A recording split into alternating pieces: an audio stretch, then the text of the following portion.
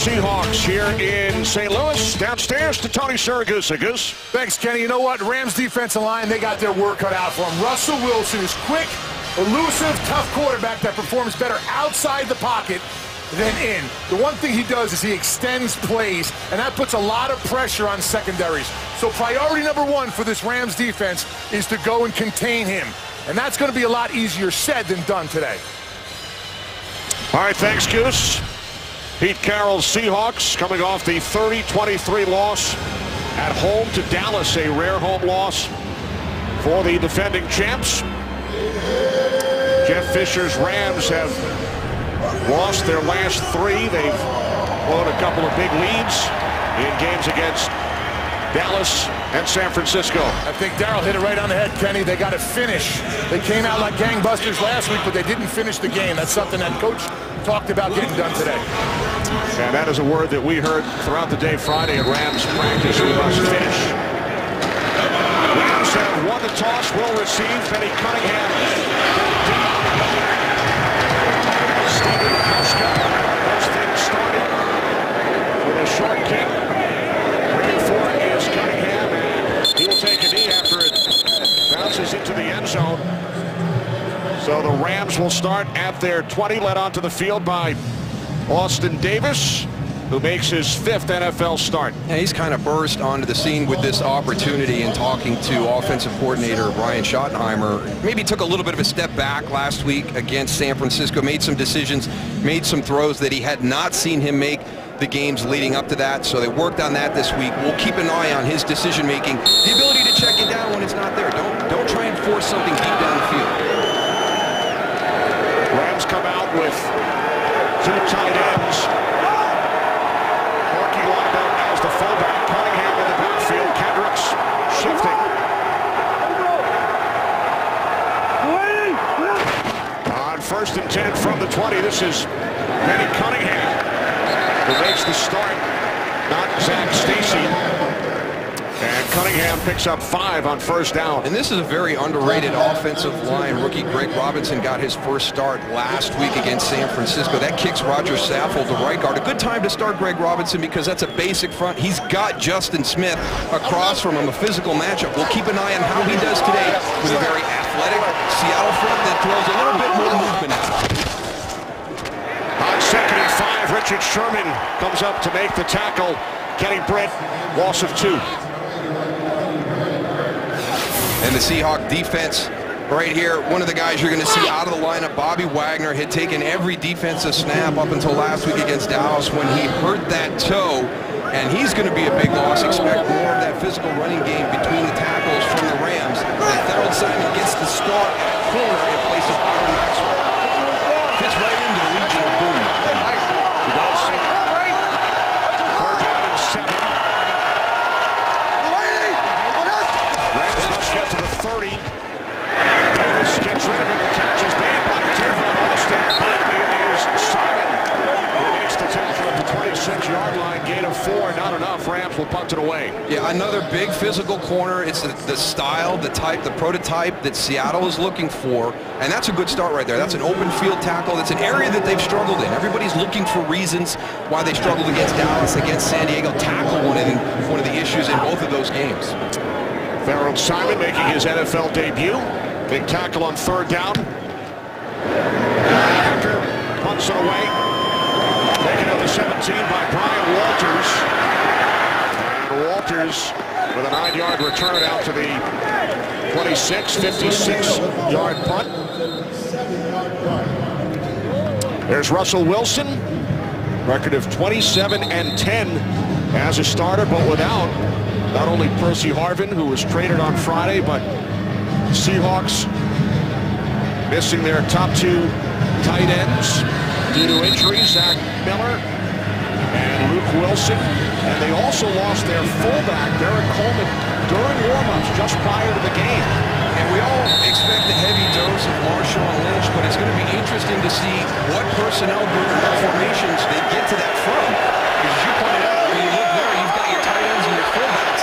That really limits what you can do from that mentality and formation. First and 10 from the 26-yard line. Marshawn Lynch in the loss to Dallas last Sunday, and Steven Schilling makes his second straight start at center for the injured Max Unger. And just to ease all the concerns of Seattle Seahawks fans, Pete Carroll told us, listen, we have not strayed away from the formula of success. We understand that it's all about Marshawn Lynch and being physical in our running game. In games where we haven't had the opportunities, those chances for Marshawn in the running game have dwindled. Looking for Rashawn in a tight end. This is Lynch, found the hole, and he picks up a first down and more to the 40-yard line. So Marshawn Lynch on his second carry gains 14. This is the zone read concept, and you're trying to put one player into a tough spot. We're going to make Robert Quinn decide what he wants to do. He gets upfield for quarterback. That's an easy decision for Russell Wilson. Just hand it off to your big guy in the backfield. Now the Seahawks empty the backfield. Lynch spread wide to the left side. Cooper perfect wide to the right, top of your screen. First and 10 from the 40. Wilson over the middle, looking for Doug Baldwin, defended by Janoris Jenkins. A lot of man-to-man coverage because of the aggressiveness of this front. Janoris Jenkins, one of the best. You know, a lot of people are going to remember that play right before half against the Niners. But let's not forget he also had that pick six against Dallas. You get some of that. It's a risk-reward situation with Janoris. He knows when they're throwing that blitz at him, so he comes up and he takes chances. The two rookie wideouts are in. Richardson and Norwood. Here's Lynch. And he is followed up by Kevin Langford.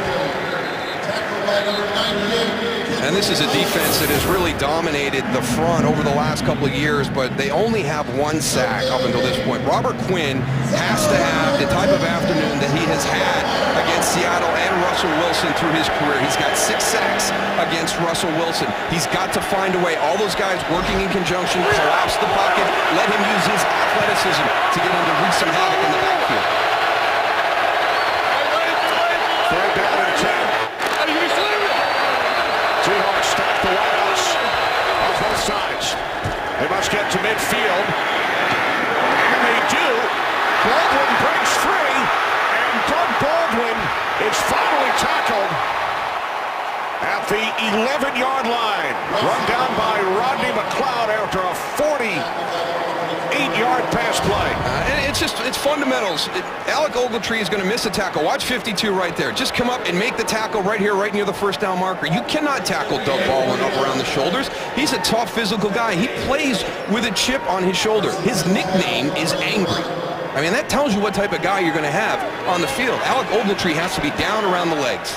Absolutely, absolutely. And get his head across. His head was on the backside, made it easy for him to go and run through the tackle. Seahawks send in Alvin Bailey as an extra blocker. On first and 10 from the 11, this is Lynch. And Lynch gains 3 down to the 8-yard line. This is where Marshawn Lynch really pays dividends because it's so important to be able to run the ball effectively in the red zone. And his mentality, that style, that beast mode style that he plays with, very difficult down in here. When the tide really shifts to the defense, you know, you've got to be able to pound the ball physically in the run game to have success in the red zone. This is where they missed the fullback, Coleman. Lynch, center back on 2nd and 7. Lynch on his 5th carry of this opening possession. That's halfway to his total from the game against Dallas last Sunday. Lynch down to the 6, setting up 3rd down and 5. It's just such an integral part of how this offense functions. When he's getting a lot of carries, all of a sudden that makes the play-action passing game that much better. And now you've got Russell Wilson on the edge. It just opens up the playbook for offensive coordinator Coach Bevel. Now Curse in the slot. Baldwin in motion. 3rd down and 5 for the Seahawks. Wilson looking end zone. He throws. And it's through the back of the end zone, intended for Curse. So the Seahawks send out the field goal unit. They did a nice job of keeping Russell Wilson in the pocket and getting right up in his face and putting a little pressure on him there, Darryl. Yeah. He's got Jermaine Kearse in the slot, had him early, but that pressure that you talked about, Tony, kind of messed with him. He didn't feel comfortable in the pocket, was not able to locate Jermaine Kearse coming off the slot. And that's why they want to keep him in the pocket, because being a shorter guy, he's going to have to look over those big offensive linemen. You're going to miss receivers downfield. 24-yard attempt from the left hash. Steven Hauschka's kick is good. So the Seattle Seahawks take a 3-0 lead in St. Louis. Today's game is sponsored by Southwest Airlines. Book your low fare now at southwest.com. Back in St. Louis, Russell Wilson had the Seahawks out to a 3-0 lead. The key play, the 49-yard catch and run by Doug Baldwin. And they will be counting on Baldwin even more following the trade of Percy Harvin. I enjoyed our conversation with Doug Baldwin. Yeah, he's a fiery competitor.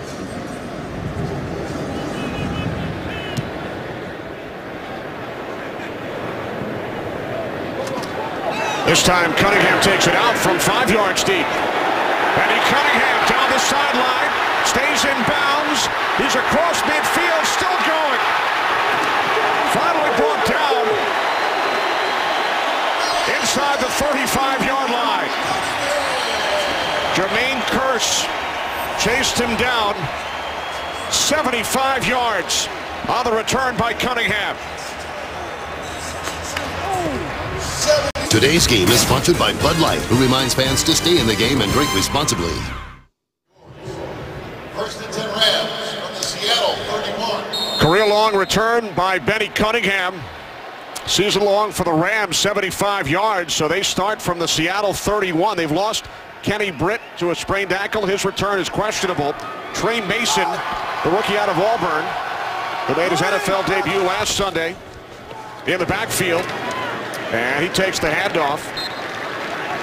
Gains 4, so Mason, 5 carries, 40 yards Monday night against the 49ers, getting an opportunity. Yeah, I've really become a big fan of Trey Mason, and we've had an opportunity to do the Rams a couple of times, and he's been inactive. And I've had conversations with him and told him to keep his focus, keep working on special teams, the areas that the coaches have talked about, and they said they've seen such an improvement in his pass protection, and not just understanding the concept, but also his technique that allows him to be on the field and not be a tell. The defense doesn't know they're just going to run when Trey Mason's out there.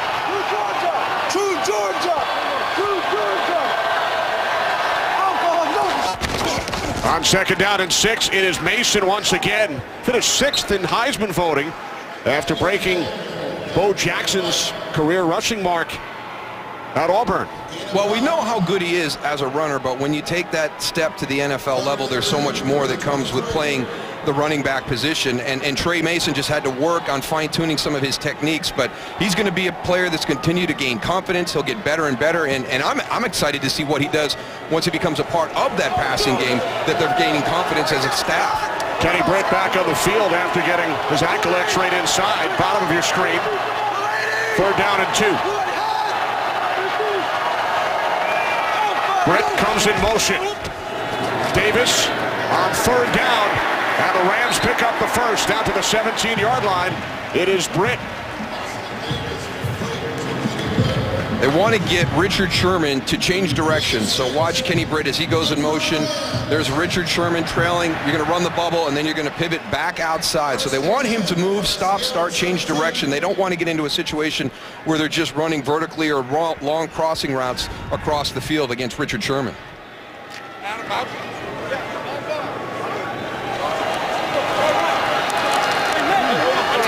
Sherman now matched up with Brian Quick, who split out to the right. New set of downs for the Rams. This is Tavon Austin who takes the handoff. And Austin works his way down to the 9-yard line. Bruce Irvin made the tackle. 9th carry of the season for Austin. Information you've got to recognize as a defensive player, because you've got Zach Stacy, Benny Cunningham. They're big physical guys. Trey Mason, still kind of a downhill runner, but if you sneak Tavon Austin into that backfield, now you've got speed, change of direction that you have to account for. Yeah, they just keep attacking the middle of that defensive line. Well, Bobby Wagner, that's a big loss today, Tony, not having your middle linebacker in there. Leading tackler is out. Seahawks also without starting corner Byron Maxwell. This is Mason on 2nd and 2, and Trey Mason picks up a Rams first down. We've mentioned the word finish with the St. Louis Rams, and that's not just finishing games, that's also finishing drives. Important here in the red zone, your first time down in the game, you got to get 6. You got to score a touchdown here. You can't line up and kick a field goal. Jeff Fisher's group has got to be able to finish this drive for a touchdown. First and goal from the 6 with Mason in the backfield. Alston in the slot. 3 receiver set. Davis on first and goal. Hands it off to Trey Mason, and he is in for his first NFL touchdown.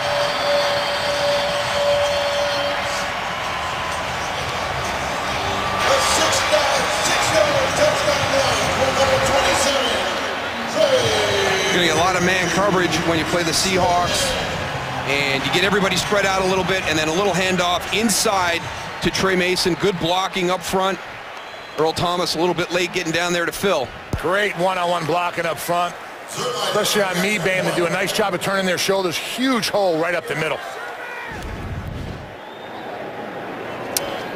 I don't know, Darryl, I think I could have ran through that hole. Standing right behind about 11 yards away. It just opened up. You wouldn't have made Earl Thomas miss, though. He would have got you at the 1. Yeah, we'd be on the 1. You're right. You're absolutely right. Let's take a look to make sure he crosses the goal line here. It has been confirmed to referee Brad Allen. Greg Zuerlein adds the extra point. Set up by the 75-yard kick return by Benny Cunningham. It's Mason into the end zone. Today's Game on Fox is sponsored by Chevrolet. Find new roads. By Burger King. For a limited time, get 10 chicken nuggets for just $1.49. And by Microsoft Surface, the official tablet of the NFL. Back in St. Louis, did you catch the guys on top of the arch keeping it shiny yesterday? I did not see that. I saw that.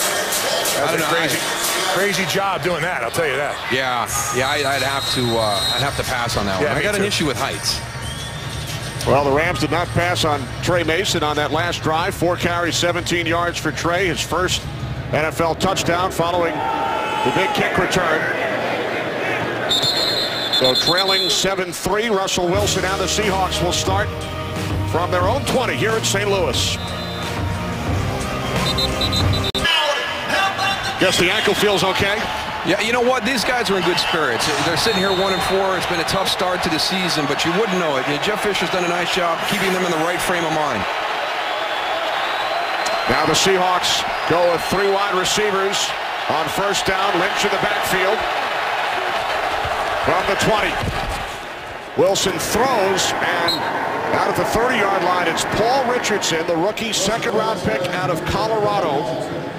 It's his second NFL reception. Has played in 4 games prior to this one, but a much bigger role following the trade of Harvin. Absolutely, and you're going to have to be aware of that speed on the outside from Paul Richardson. And he, along with Kevin Norwood, when you got ready for the game this week, all the Seattle writers wanting to know when they were going to get an opportunity to see these guys. They'd heard a lot about them. They've been watching them at practice through camp and during the course of the season, and wanted to know when they were going to get their opportunity on a Sunday afternoon. Richardson comes in motion. First and 10 from the 30-yard line, and now a nice play made by E.J. Gaines, the rookie out of Missouri, on the pass intended for Curse. E.J. Gaines he's had a nice start to the season. You know, rookie corner, that's a tough job. You know, jumping to the NFL level, late round draft pick, and you're thrust into the starting lineup, and you've performed really well. I think he's exceeded a lot of people's expectations here in St. Louis. He was not expected to start, but following the injury suffered by Jermaine Johnson, the sprained MCL, Gaines has started every game. Second and 10. Out to the 33-yard line, it's Lynch. Aaron Donald made the tackle, rookie out of Pitt, first-round pick, who made his first start last week. He is going to be a good one. Yeah. He did a nice job on that play. He went and just jacked the guy up in front of him. The one good thing I like about him, Darryl, is he has great eyes. His eyes are never on the guy that's in front of him. It's always in the backfield looking for the ball. He's just going to get better, this kid. Young, but he's getting better every week. I guess they teach that at your alma mater, Tony. Absolutely. Always the eyes are big, Kenny. The eyes are big, babe.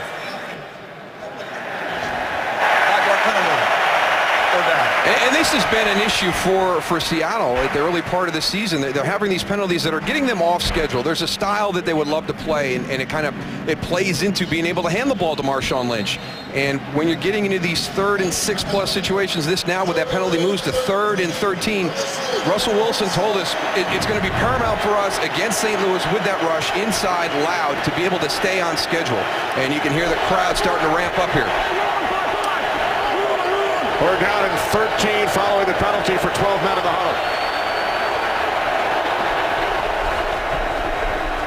Wilson on 3rd and long. With time, he throws, and it is deflected as Rodney McLeod got a hand on it. Seahawks forced to punt.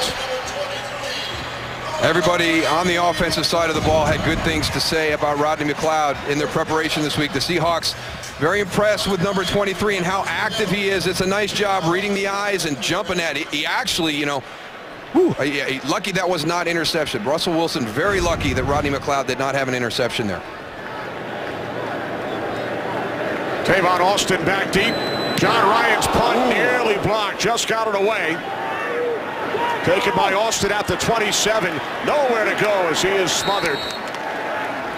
Following the good defensive stand by the Rams and that final play by McLeod. 7-3 St. Louis. 3rd possession for the Rams. We have still not seen Zach Stacy on the field. The Rams leading rusher, they've gone with Benny Cunningham on the opening drive, and then Trey Mason, who's in the game now. Mason with the Rams touchdown. Off the fake to Mason. Davis steps up and throws, and the catch is made for a first down out at the 40-yard line by Brian Quick. And this is the area that the Rams are going to want to attack. They're going to go after these zone areas in the middle of the field from number to number. They feel like they've got a good feel on the spot drops of the Seahawks and where they can attack them on 1st and 2nd down. 14-yard connection. 1st and 10 from the 40.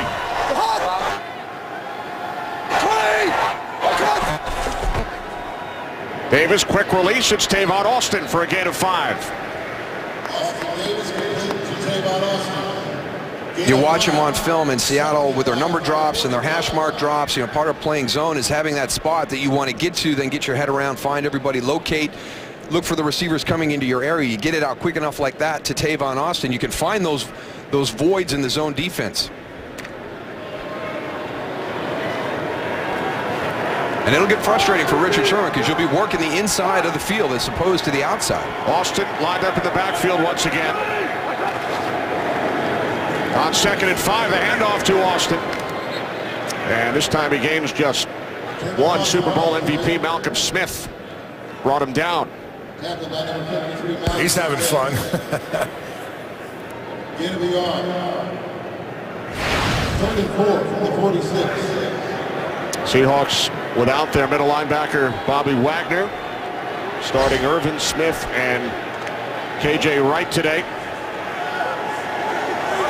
3rd down and 4.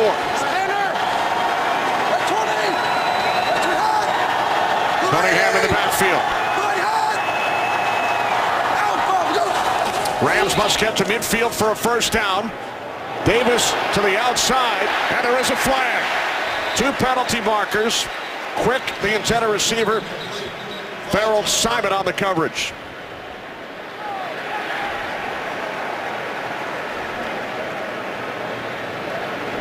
Pass interference. Defense number 27. By rule, the ball is placed at the spot of the foul. Automatic. First down.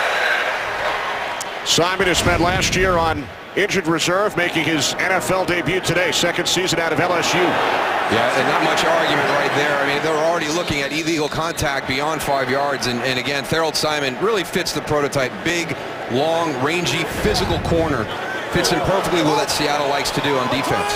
Rams gained 16 yards on the penalty. And now the handoff to Mason, who found a hole. Trey Mason down the sideline, looked to cut it inside. And he is tackled at the 11-yard line. Earl Thomas chased him down. Mason gains 28 yards. And to be able to get a run like this, you've got to get your linebackers blocked. There's Cam Chancellor. There's your middle linebacker right there, Malcolm Smith. Watch the offensive line of the St. Louis Rams. Good lead block by Corey Harkey. They give you that straight line run. Trey Mason really never had to deviate from that initial run lane that he had coming out of the backfield. Longest run of the season for the Rams. Mason had a 24-yard run on Monday night.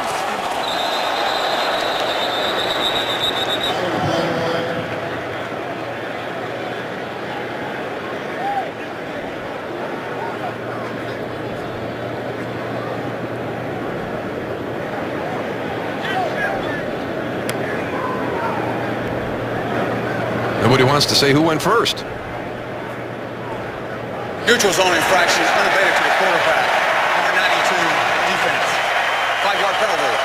Still first down. Brandon Mebane. There's 92, Brandon Mebane.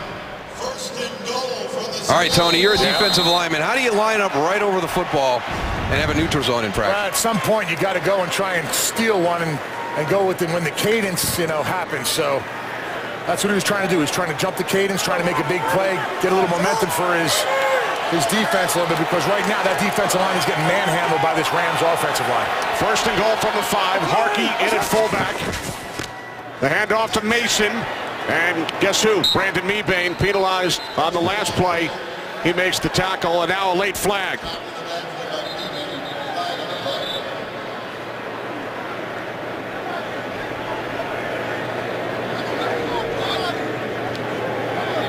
Well, we know who Simon thinks it's against. 1 second remaining in the first quarter as Brad Allen sorts things out.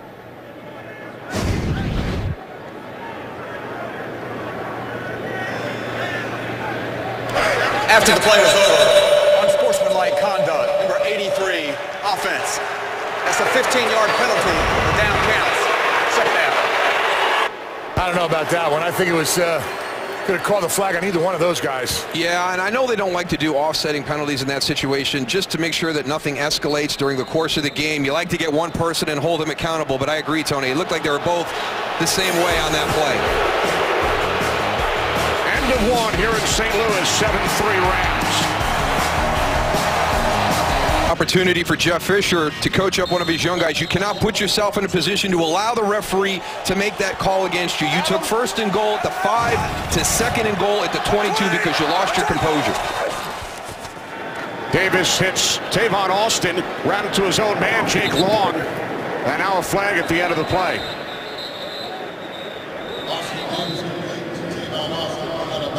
They got a Rams helmet on the ground. Yeah, looks like a face mask, Tony. Yeah. Well, they're calling defensive holding, which is going to be a first down. It's just, what a huge break for the St. Louis Rams. Grasping the face mask, number 27, defense. Half the distance to the goal, automatic, first down. Second time Simon has been flagged.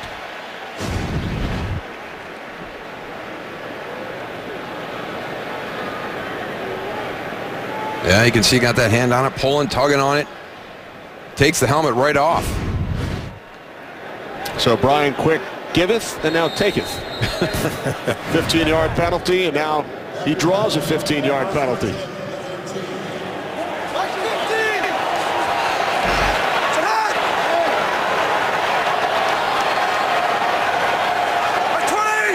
Two set of downs for the Rams as Davis hands it off to Mason. Mason down to the 11-yard line. KJ Wright on the tackle along with Cam Chancellor. And Cunningham now replaces Mason, so we still have not seen Brian Schottenheimer send Zach Stacy onto the field. He's standing on the sidelines holding his helmet. Cunningham back in. Second down and 9. 3 wide receivers set. Austin in the slot.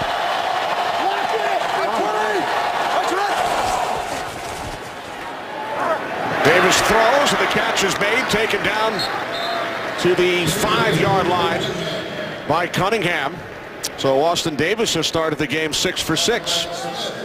It'll be third down and 3. And there's some of the things that they wanted to work with Austin Davis on this week. You've got opportunities on the outside to maybe have a throw into the end zone, but it was covered well by Seattle. So check it down to your running back. Make good decisions, especially in the red zone. Rams can pick up a first down without reaching the end zone. And now a timeout is taken by St. Louis. Their first. So the Rams out to a 7-3 lead.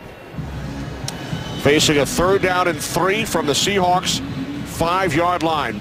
Well, Fox Sports Supports is proud to team up with Boys and Girls Clubs of America. Boys and Girls Clubs help young people to reach their full potential as productive, caring, and responsible citizens through programs that promote character and leadership, education, healthy lifestyles, and more. For more information, visit foxsportsupports.com.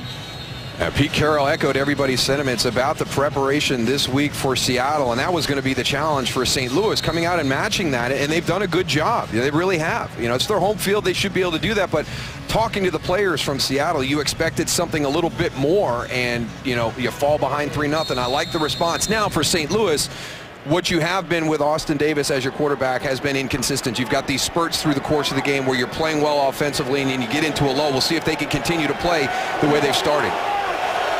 3rd and 3 from the 5. Jared Cook in motion. Good matchup in the red zone. Davis rolling right, shovel pass to Benny Cunningham, and Cunningham picks up a first down and a touchdown.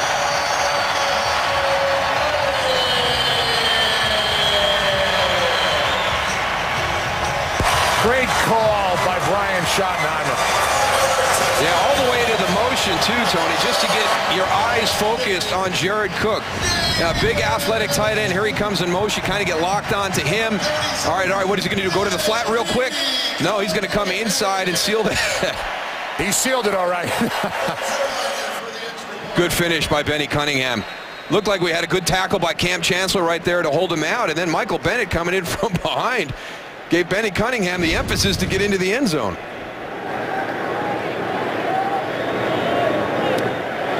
Zerline adds the extra point.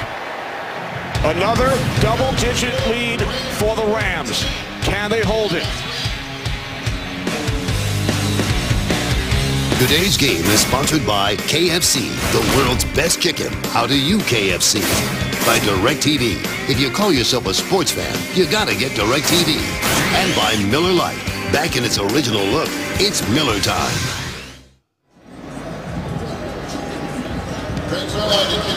Back in St. Louis, 14-3 lead for the Rams on the shovel pass. Benny Cunningham taking it into the end zone.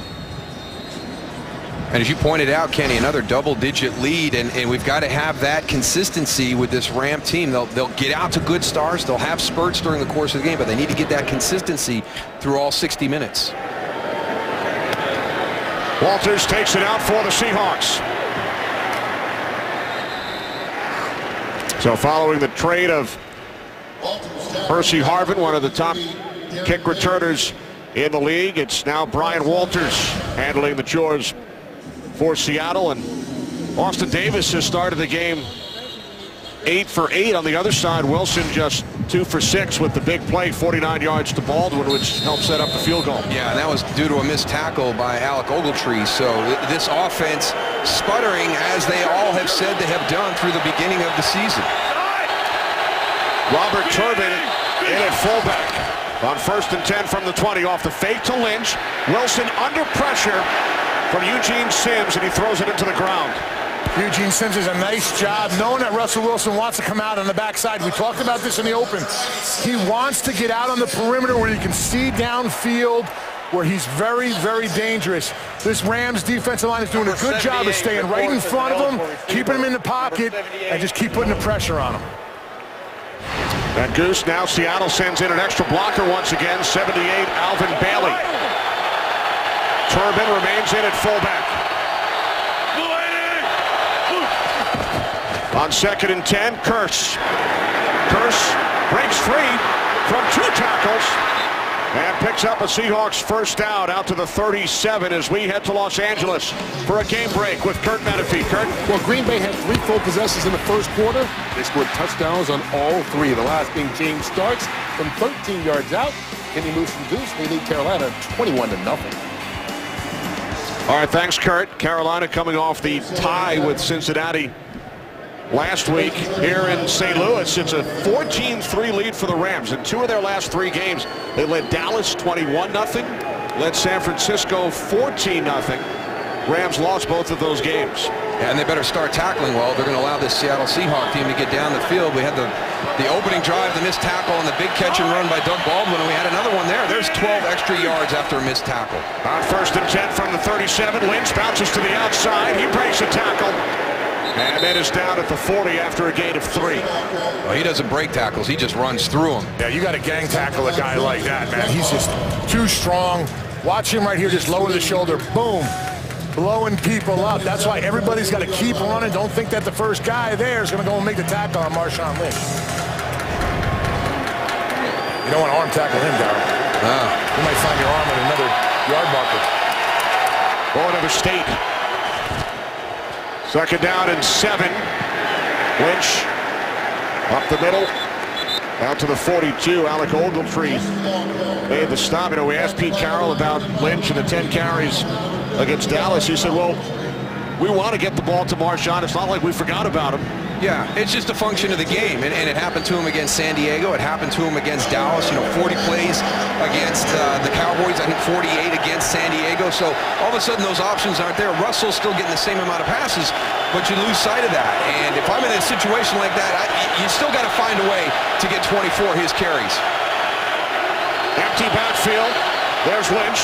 3rd down and 5. Wilson throws to his left. It's Baldwin who picks up a 1st down into Rams territory. You get into that 3rd down distance and you're worried about it, and Doug Baldwin coming out of the slot, he's the inside receiver, just a little stutter. It's a good design because you've got Paul Richardson on the outside. He's going to make that inside guy in coverage run the bubble. That's why Doug Baldwin was so open in the flat.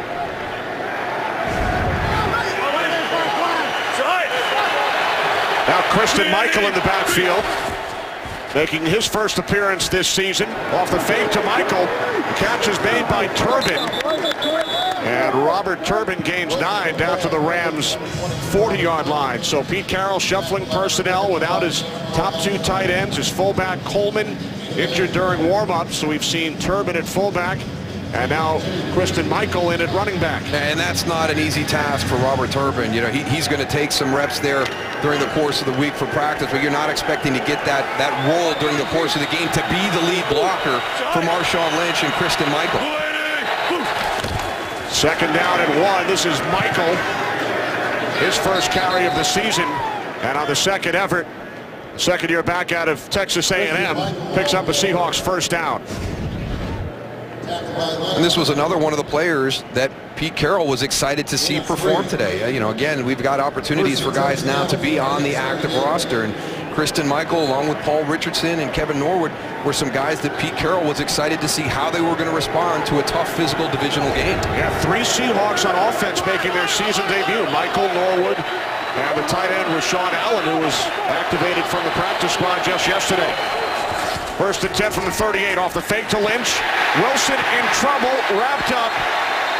And for the Rams, sack number 2 on the season. They just collapsed that pocket right around him. Watch how this pocket goes and just closes up. Right here. They're going to just wrap him, keep him right inside. There's nowhere for him to go. He's looking to escape right now because he feels the pressure and all the bodies right in front of him. It's hard for him to see downfield. This is exactly what Greg Williams, the defense coordinator for the Rams, wants to do. But Darryl, you said it. They can do it now, but they got to finish this game, finish this drive if this Rams team wants to go and get a win. 2nd Rams sack. Aaron Donald has both. Now the handoff to Turbin. And he gains just 1, setting up a 3rd down and 14 for the Seahawks. Donald had the Rams' first sack against Tampa Bay. First team since they started recording sacks with only 1 over the first 5 games, and now in game 6, Donald has another. Yeah, and Greg Williams, he mentioned to us, you know what, he should have been playing more earlier in the season. He earned that right, and I'm going to take that on me. Aaron Donald, I should have gotten him more snaps during the course of the early part of the season. 10th play of the drive for the Seahawks. It's 3rd down and 14. They must get to the 28. Pressure on Wilson. Down he goes. 1 sack coming into the game, 2 on this drive. First Donald and then Eugene Sims.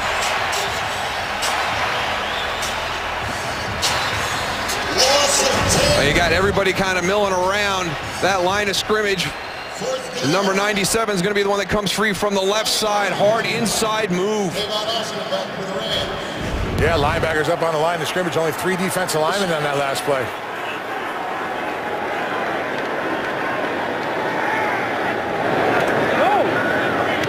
Ryan punting it away. Austin back deep. And the punt taken on the far side by Stedman Bailey. Bailey down the sideline, and he will take it all the way. The Seahawks were faked out by Austin. He set up for the return on the left side. The kick went to the right, and it's Bailey who takes it back 86 yards for a Rams touchdown. That looks like something you see on the internet, Darryl, with all these trick plays. No, this is something that Jeff Fisher talked to us about, Tony. He's got John Ryan. Now, when he's out near midfield, he is so consistent with that rugby-style kick. It's almost always to the right, the defensive right. This kick is always going to go down here. Now, watch to the other side. They're going to make it look like the ball has drifted to the right. Look at the Seahawks chasing it. And the ball lands up top here on the 10-yard line. Even faked our cameraman out. That is great preparation by the special teams of the Rams. John Fossil getting his guys to understand that. And when you find something that is so locked on and so perfect that you think you can take an advantage of it, and then you go out and execute it. Pete Carroll's still trying to figure out what happened to his guys on that one. There's John Fossil, and coaches study so much film during the week, and they know that in certain situations, Ryan is going to kick it over to the left. Rams did their homework, and it paid off.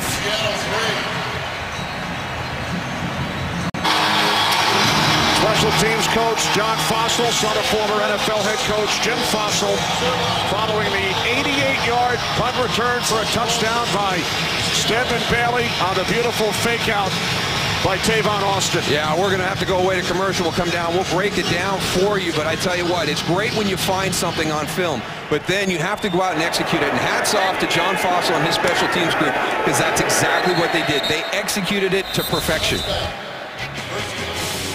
4th longest punt return in Rams history. Today's game is sponsored by the all-new Price Blue 200, America's import. Let's go back and take a look. Stedman Bailey's going to be up here. He's the outside guy. I want you to watch him peel off, knowing that this ball is going to land at the numbers to the side. All their film review shows this. There's Stedman Bailey drifting down. He's got it. Tavon Austin has lured everybody to the opposite side of the field. And Mike Pereira, Pete Carroll was upset about the fair catch.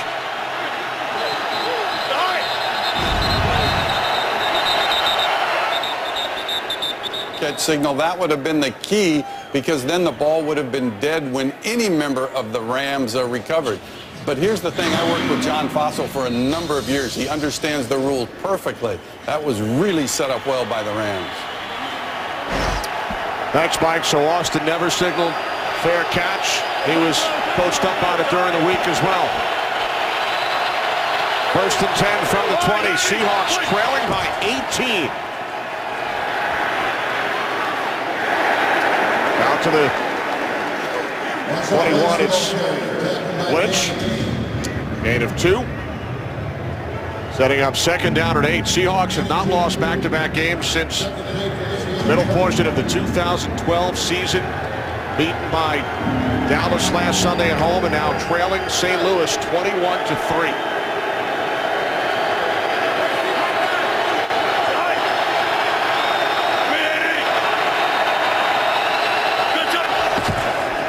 On 2nd and 8, Wilson in trouble. Down he goes. First sack of the season for Robert Quinn, who had 19 last year. I hope that they did not have a protection design where they had Cooper Helfett one-on-one against Robert Quinn. I mean, you've got to have some help from your tackle. You can't ask a tight end to block somebody as athletic as Robert Quinn. That's one of those situations right there when you get that alignment. Somebody's got to recognize it, audible out, get some help. 3 sacks the last 5 plays for the Rams defense. They had 1 coming into the game. Sliding catch is made by Richardson, but he's tackled by LaMarcus Joyner, so the Seahawks must punt it away. Now it looks like James Carpenter is slow, leaving the field, their starting left guard. All kinds of injury issues on this Seahawks offense without their top 2 tight ends, their fullback, and now the left guard Carpenter helped off.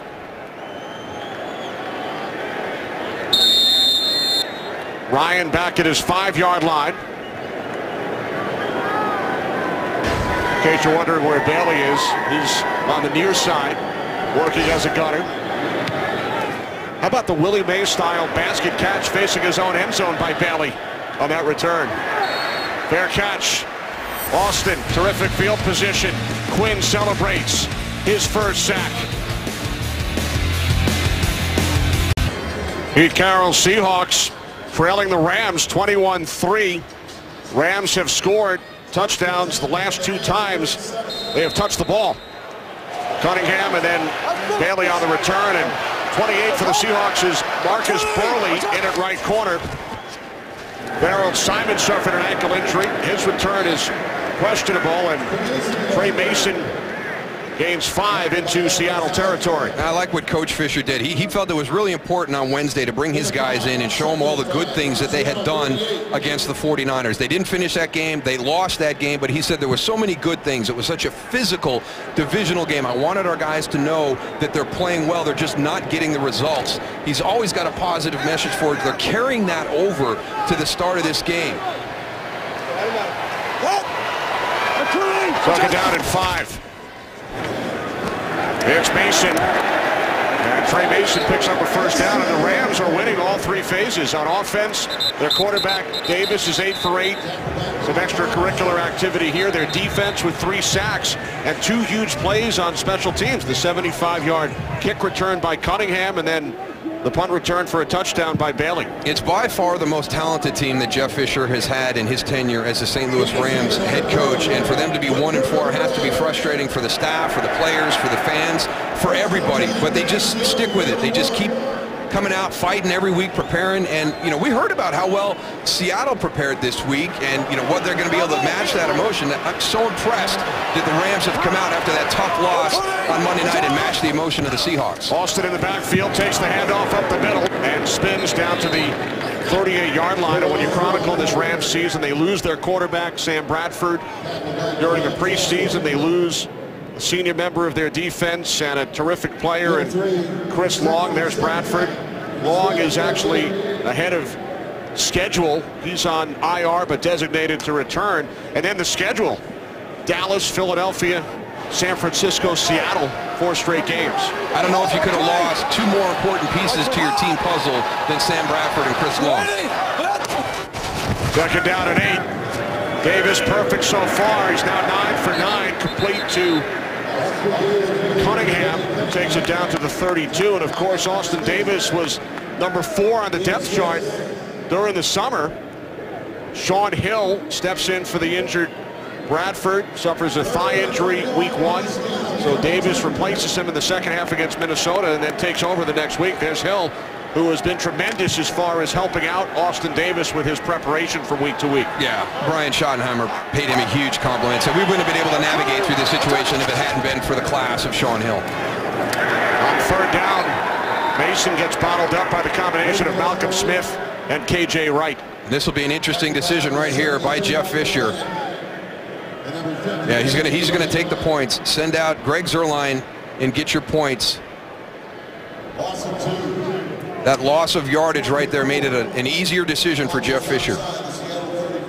As time winds down towards the 2-minute warning, he's got one of the best in the business in Zuerlein, and Seahawks certainly know about Greg the Leg. He once hit a 60 and a 58-yarder against Seattle in the same game 2 years ago. We have hit the 2-minute warning here in St. Louis.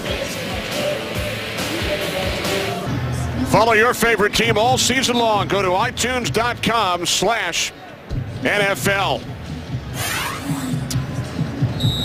This will be a 52-yard attempt. Greg Zuerlein from the left hash. His season long is 56. Johnny Hecker places it down. And Zuerlein's kick from 52 is no good, wide to the right. So the Rams come away with nothing with 1:55 remaining. Now let's check, make sure everything looks good with snap hold right there. This is just Greg Zuerlein pushing it wide right. Plenty of distance. But just drifts out to the right. Now Seattle gets possession from the spot of the kick. The risk you run with those long field goals at the end of the half.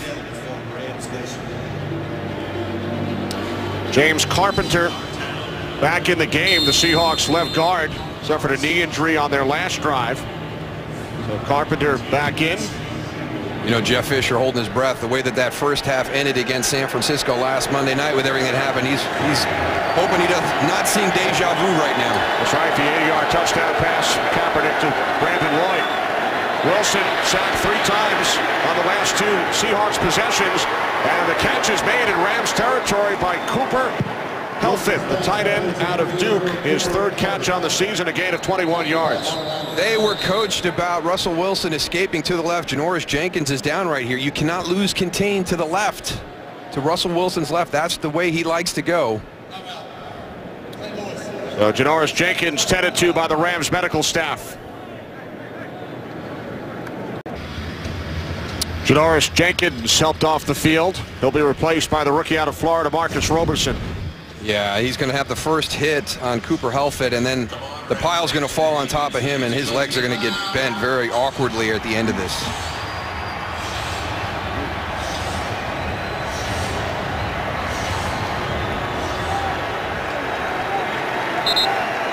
We hope everything's okay there with Janoris Jenkins. St. Louis Rams very, very thin at the corner position, similar to what Seattle's battling with a tight end fullback scenario on their side. 1st and 10 from the Rams 36. Empty backfield for Seattle. Movement prior to the snap. Ball start. Offense, number 68. 5-yard penalty. First down. That's the rookie right tackle, Justin Britt.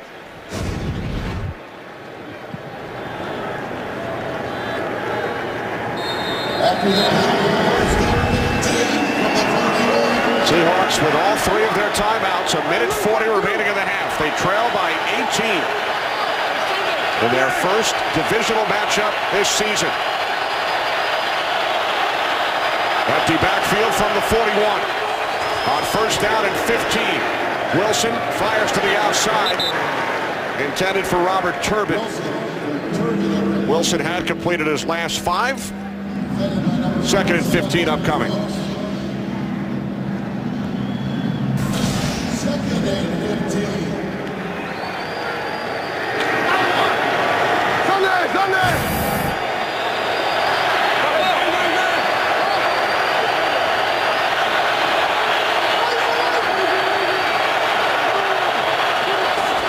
Wilson on 2nd down. He fires up the middle, and the catch is made by Helfet.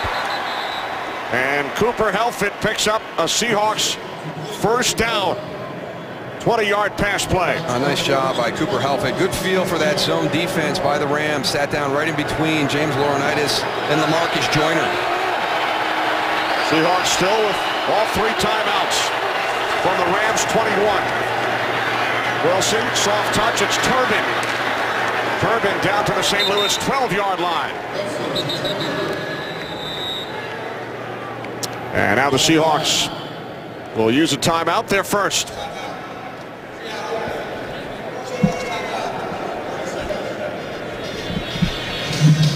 So what's going through Pete Carroll's mind right now, trailing by 18?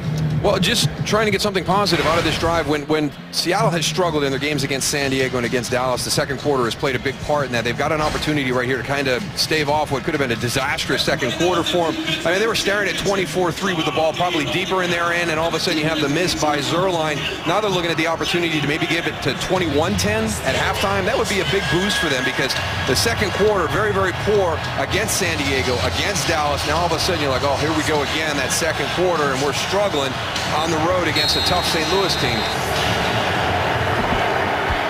Zerline missed the 52-yard attempt. It set up the Seahawks in good field position. They have 2 timeouts. Second down and 1 from the St. Louis 12. Split backs, Lynch and Turbin. Baldwin in the slot. 3 receivers set. Off the fake to Turbin. Wilson has it. And he picks up the first down out of bounds at the 7. Good recognition by the St. Louis defense, because Russell Wilson is a huge factor running the ball in the red zone for Seattle. There's the play action, gets everybody to freeze. He's tucking. I like the way he makes his decisions. When he's going to run, he makes it quickly and he commits to it. First time Wilson has run today. He's averaging 44 rush yards per game.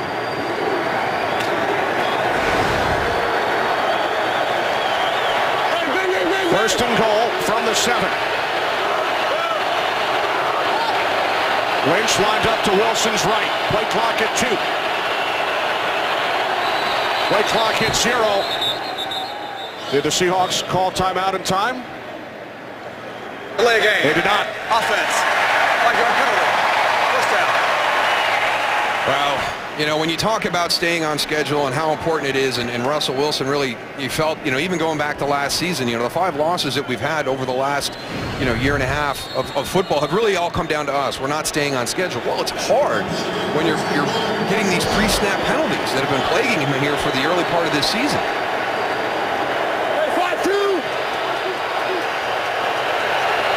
Penalty forces the Seahawks back to the 12. Empty backfield, first and goal. Play clock again, winding down. Wilson clapping, calling for the ball.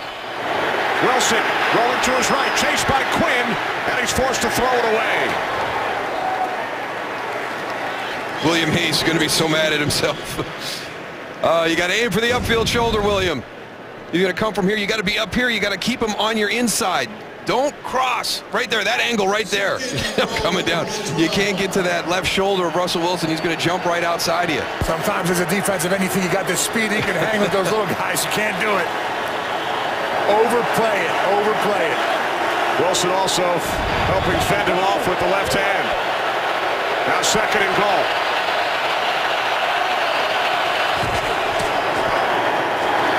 Lynch wrapped up and forced back. I tell you, he is going to be a player. Aaron Donald.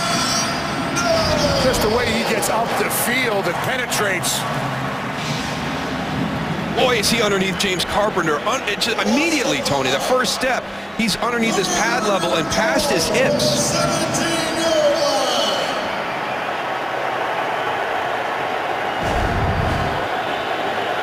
Got a report on Janoris Jenkins with a right knee, questionable return, guys. Thanks, Goose. Got it. Roberson still in for Jenkins. And now Seattle will use their second timeout. What's coming up on the Visa halftime report, Kurt? Coming up on the Visa halftime, we'll get you caught up on the day as Brian Hoyer and the Browns go for their 3rd straight win. Andrew Luck and the Colts go for their 5th in a row. Brandon Marshall and the Bears, well, they look for their first home win of the season. It's all coming up at the half. Thanks very much, Kurt. Seahawks moments ago had first and goal from the 7. It is now 3rd and goal from the 17 following the penalty. And then the great play by Aaron Donald on Lynch.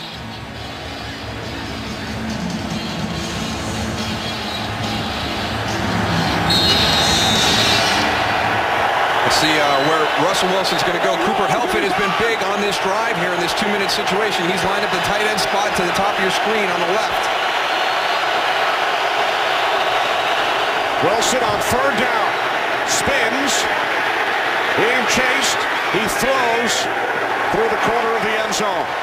Again, tremendous pressure by the Rams front, and now the Seahawks will send out the field goal unit. And only rushing 4 guys, too, Darryl. But executing it well. Watch as Russell Wilson tries to move out to his left. That's the way he likes to escape. There you go. Show him some color. Eugene Sims forces him back into the middle of the pocket.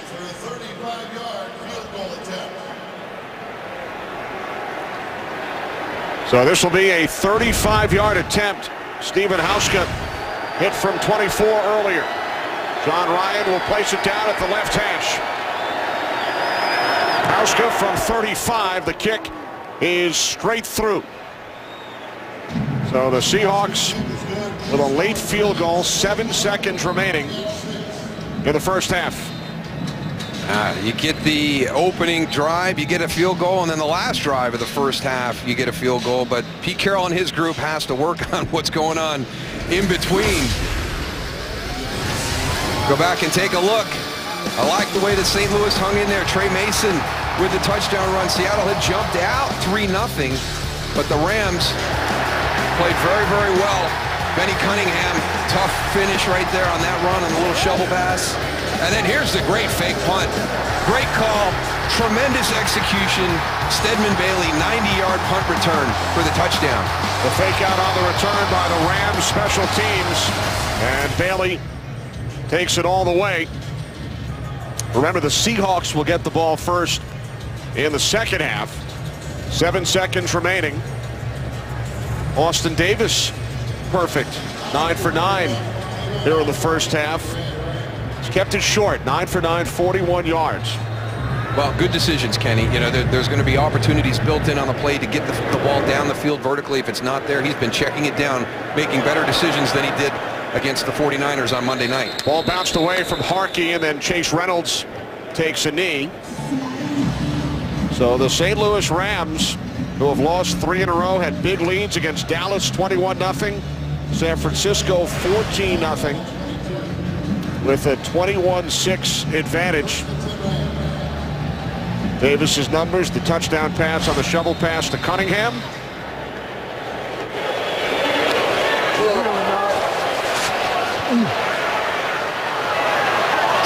Davis will take a knee. First half comes to an end.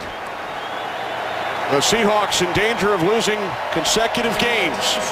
They trail at the half by the score of 21-6 here in St. Louis. We head to Los Angeles for the Visa Halftime Report with Kurt and the gang. All we need. Why not today? Let's go and turn it around. Right here, right now. Let's go. Trey Mason for his first NFL touchdown. Shovel pass to Benny Cunningham. And Cunningham picks up the touchdown. Back in St. Louis, we get set for the second half. Rams lead the Seahawks 21-6. Today's excitement brought to you by Nissan. It was the most exciting play of the first half. A 90-yard punt return for a touchdown by Stedman Bailey off the fake. And Bailey brought it back all the way. And the St. Louis Rams lead by 15. And Darryl, the Seahawks offense continues to sputter. It really does. And Doug Baldwin talked to us about that. He went all the way back to Washington, and they didn't get things fixed from that game to Dallas, and they haven't got them fixed here today. This is not a reflection of what transpired during the end of the week without Percy Harvin here while our offense is sputtering. It's been sputtering for a couple of weeks, so don't look to that. They've just got to get the thing righted. They're not doing a good job on third down again. They're not functioning the way that Seattle has functioned last season, so they've got to get those things corrected. For the St. Louis Rams, you mentioned it, a double-digit lead again, but they've had this before against Dallas, against San Francisco. Can they hold it this time? That will be the big challenge here. They've fallen into these lulls. They've looked fantastic for stretches, and then they've looked very, very average for stretches. Can they put together a complete 60-minute football game? Finish was the word we heard from Jeff Fisher, his coaches, his players when we visited practice on Friday. A look at the first half numbers, but 2 huge key special teams plays made by the Rams, and they lead by 15. Goose? Hey, what's going on, Kenny? Talked to Jeff Fisher. He said, listen, we need to go and win the game up front. He wants to stick with the run game, but the most important thing, and Darryl mentioned this early in the game, they need to finish. And he really, really told his team that is imperative that we come out here, we finish this game, we get it done, we need to win bad. Talked to Pete Carroll also, said we need to do a better job in our protection up front, and also he wants to stick with the run game. They made some adjustments offensively for this second half. Let's see what happens here. And Goose, speaking of that run game for Seattle, Marshawn Lynch equaled his total number of carries from the Dallas game, but gained only 23 yards. He had 10 for 61 against the Cowboys, 10 for 23 in the first half today. I think Daryl's really going to go and like this, what I'm going to say right now, but I think they're missing Derek Coleman. I mean, he's a guy, an extra blocker, big guy that can go in open holes, and, you know, with the tight end injuries that they have and the fullback, it's affecting this offense. It's Walters on the return, and he is down at the 11. Rodney McLeod on special teams. I tell you what, he's just everywhere. You can see why Seattle was so impressed with him during the preparation. You know, there's your starting safety, being the first one down the field on kickoff coverage. Nice little bow right there.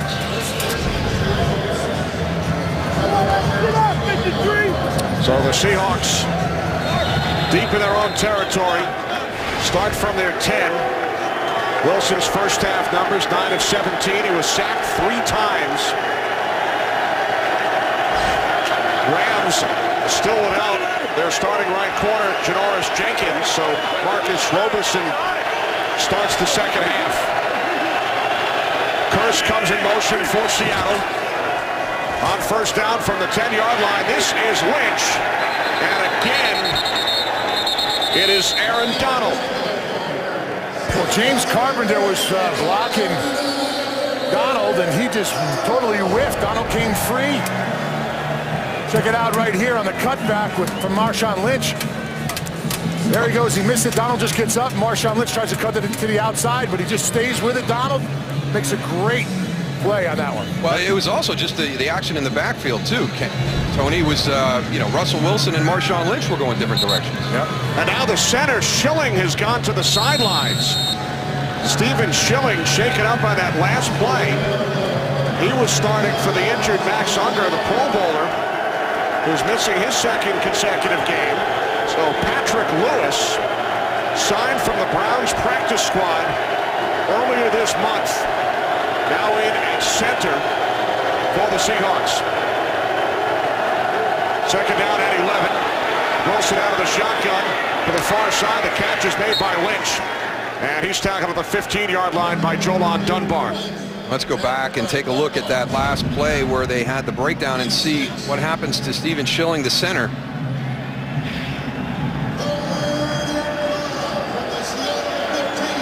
As the pile kind of fall him, didn't look like anybody rolled up on him, which is good news, but he did have the pile fall on top of him.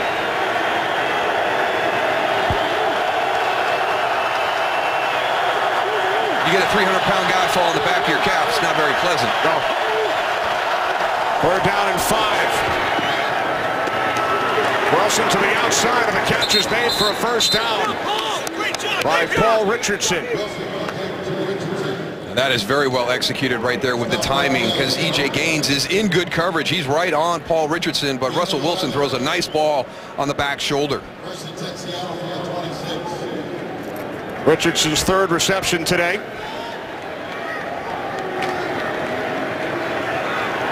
New set of downs for the Seahawks from their 26.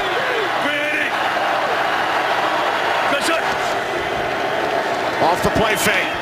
Wilson fires downfield. Looked like he had Kearse wide open. You know, it's hard in those situations to understand where the breakdown was. Is it Jermaine Kearse on the route at the top? Is Russell Wilson expecting a comeback? Because Jermaine Kearse gets turned loose and he's just going down the field. Watch the ball come in. So it looked as though it was more a breakdown in coverage by the Rams that caught Jermaine Kearse off guard, so he's going to stretch it vertically, and Russell Wilson throwing it on time to a comeback. Now second and 10. Kevin Norwood, the rookie out of Alabama, and the slot to the left. 3 receivers set. And this is Norwood. His first NFL reception, gain of 4, 4th-round pick. Tackled by Roberson, who's in for the injured Jenkins. Well, one of the things that really jumped out last week when you watched Seattle versus Dallas and how Dallas defended them was the speed and the pursuit to the ball against Seattle's offense. Robert Quinn, I'm talking about him as a pass rusher. What a great transition right there to turn and chase and run down and get a hit on that screen. 3rd down and 6. Seahawks have struggled on 3rd down all season. 3 for 8 today.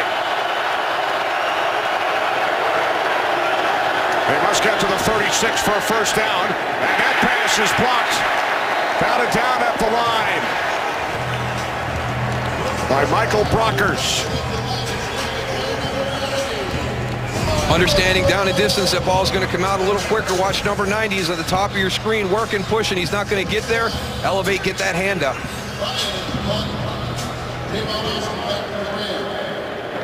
So the Seahawks will punt it away. Tavon Austin back deep. John Ryan set up at his 15-yard line. I'm sure they're going to be watching the ball on this punt. And this time, Goose, a fair catch signal by Austin at the 21. First Rams possession, 49-yard punt. Today's game on Fox is sponsored by Southwest Airlines. Book your low fare now at southwest.com. By your next truck, Ford F-150. By Burger King. For a limited time, get 10 chicken nuggets for just $1.49. And by Lowe's. Lowe's, never stop improving. Gateway to the West on a beautiful Sunday afternoon in St. Louis. Hometown Rams leading the Seahawks, the defending Super Bowl champs, 21-6. First, second half possession for St. Louis. Austin Davis perfect in the first half, completing all 9 pass attempts. Trey Mason in the backfield takes the handoff from Davis and is out to the 23-yard line. Richard Sherman, the tackle. Yeah, not enough credit for Richard Sherman and what he does in run support. And as a corner, you know, there's going to be certain formations where you're drawn in tight and you're going to have to be support for the running game to your side. And I think he does a heck of a job. He's physical. He doesn't shy away from anything. Takes on running backs. Takes on blockers that are coming from the inside out to kick him out. Well, he's more like a strong safety than he is a corner. Well, all those guys are gigantic. Big guys. On the other side, it's the 5'11" Marcus Burley in for the injured Thurl Simon, who started for the injured Byron Maxwell. Here's Mason up the middle. So we have still not seen Zach Stacy. He's on a knee on the sidelines with his helmet off. Leading rusher for the Rams coming into this game. And he is healthy. We've checked. He's healthy. Right now you've got Benny Cunningham, who's been playing well the last few weeks. Trey Mason starting to find his way with his first start last week against San Francisco. Third down and 5 from the 26. And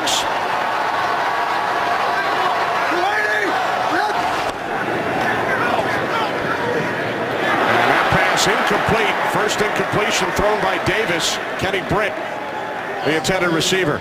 Is it an incomplete or is it a drop by Kenny Britt? Take a look at the end.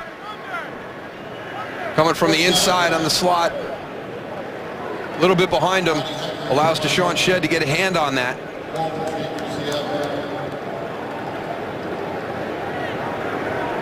So the Rams go 3 and out.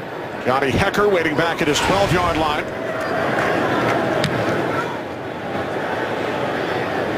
Ryan Walters takes it up to 19. Walters across the 30. There is a flag. 12-yard return.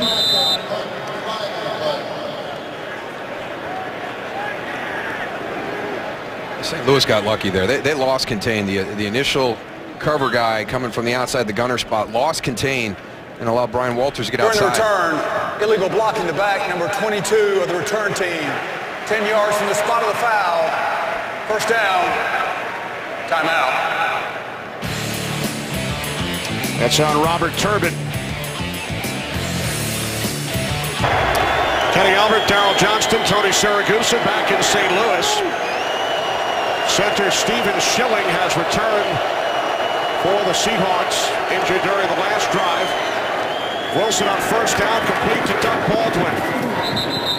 Up the sidelines for a gain of 5. There's that pursuit again from the St. Louis defense. These quick little bubble screens onto the outside. You know, one thing we haven't seen from the Seattle offense is anyone stretching the field. No throws downfield.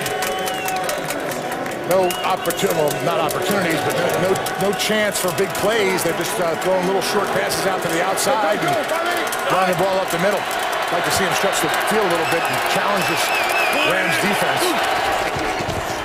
On 2nd and 5, it's Lynch. E.J. Gaines unable to bring him down, and Lynch picks up a first. Some good speed to the edge right there, and these guys battling each other. They look like wide receivers with the hand battle going to the outside. Marshawn Lynch showing you some speed to the edge right here. You know, they kind of had him in a position, and there's E.J. Gaines right there, corner, working to get to the outside. Lynch picks up 7 after he gained only 3 yards on his previous 6 attempts. He set it down from the 30 off the fake. It's Wilson. He faked the handoff to Lynch, and Wilson slides for another Seattle first down as we head to Los Angeles for a game break with Joel Klatt. Joel? All right, Kenny, up to Detroit, where Drew Brees and the Saints have lost their last 6 road games, but Kenny Stills finds the end zone, first of the season, and it's 17-3 Saints over the Lions. Kenny, Moose, and Goose, back to St. Louis. All right, thanks, Joel. Saints looking to even their record at 500. New Orleans at 2-3. Seahawks on the move from the 42-yard line, trailing by 15. Off the fake, Wilson escapes the pressure, and he throws, and it's Baldwin who makes the catch and then realizes he was not touched, gained some extra yardage close to a first down. This is all Russell Wilson out on the outside. Eyes downfield. Well, if you're going to dip underneath like Robert Quinn did and go inside, and as you pointed out, Tony, if you don't have that game on where that tackle is replacing you in contain, you better make sure you can get to him. Baldwin did pick up the first. 78 Bailey right there on your screen, and as an extra blocker once again. In case you joined us late, Seahawks without their top 2 tight ends and their fullback injured during warm-ups.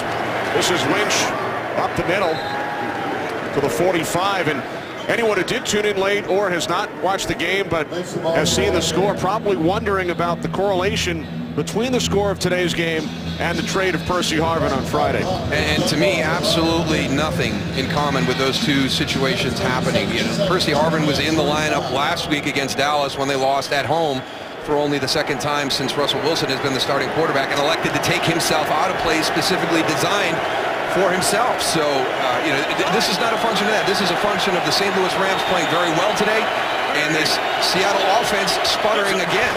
That's some big plays on special teams. 2nd and 7, it's Lynch. There is a flag as Lynch is knocked out of bounds at the 27-yard line.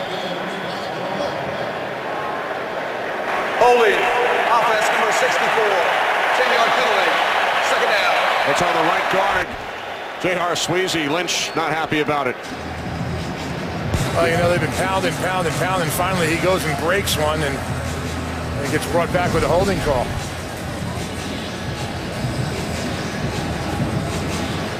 There it is, J.R. Sweezy. I don't know. Well, it's like we say, Tony, you know, you go to the ground with a defensive lineman, you're going to draw the flag, and it was a little bit of a quick step overreach. J.R. Sweezy is trying to recover. Both of them go to the ground, and you're going to get that called 9 times out of 10 as holding. 8th Seahawks penalty. Christian Michael in the backfield. Off the fake to Michael. Donald chasing Wilson, and he forces Russell Wilson to throw it out of bounds. Wilson sacked 3 times in the first half, and he has been under constant pressure from this Rams front. Well, we've seen Russell Wilson fool the St. Louis Rams a few times. He had that earlier one in the keep in this drive, but other than that, this Ram defense has done a nice job understanding what Seattle is trying to do, getting him out on the edge, doing your job, keeping your responsibility. And unfortunately, with the penalties and everything that's happened, the big challenge is these 3rd and longs, and we've got another one right here at 3rd and 17 for Seattle.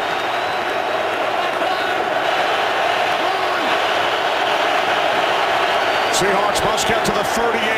Wilson steps up and throws, and it's Baldwin who picks up a first down on 3rd and 17. It's a 19-yard pass play, and the Seahawks move the chains on Baldwin's 5th reception today. That's a nice job coming from the inside position. Straight down the field, LaMarcus Joyner going out underneath Jermaine Kearse, and T.J. McDonald late dropping down on the inside receiver. So a little coverage design right there by the Rams. You're going to run LaMarcus Joyner out under the outside route, but late dropping from the safety spot on the inside route. First and 10, 36-yard line. Off the fake to Michael. It is Helfet who is unable to make the catch. And we have the running game with the long trap where you see the tight ends crossing formation, having to block these defensive ends. Now all of a sudden you're going to bring him and send him out on the route. So you're thinking long trap, and all of a sudden you slip him right there or in the flat, and they just can't connect. He has Alec Ogletree out-leveraged by his release, but they can't make the connection.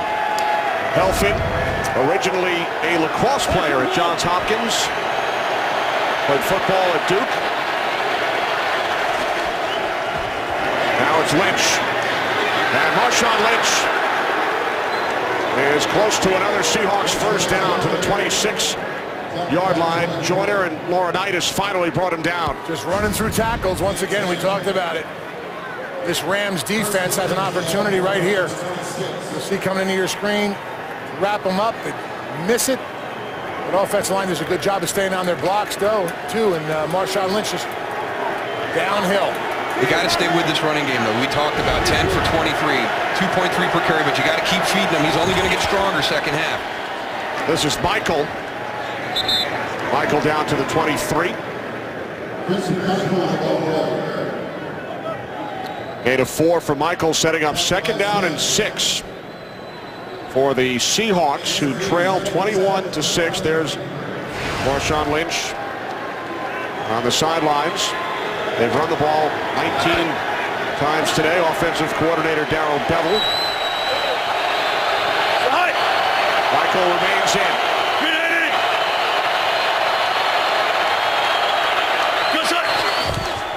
On second and 6 off the fake to Michael. Wilson hit as he throws, and the catch is made by Curse. It was Quinn bringing the pressure, and Wilson was able to get rid of the football, and Curse is down to the 19-yard line. I can't believe he got this ball off there. I know, you're going to have the blitz here, and then also Robert Quinn coming. And Robert Quinn has him wrapped up. This is just tremendous arm strength, and a great job of keeping that knee off the ground before you made the throw. Guys, Janoris Jenkins back in the game for St. Louis. Injured in the second quarter. Bottom of your screen. Matched up with Richardson. Third down and 3. Wilson on the keeper. No one in front of him. Touchdown, Russell Wilson.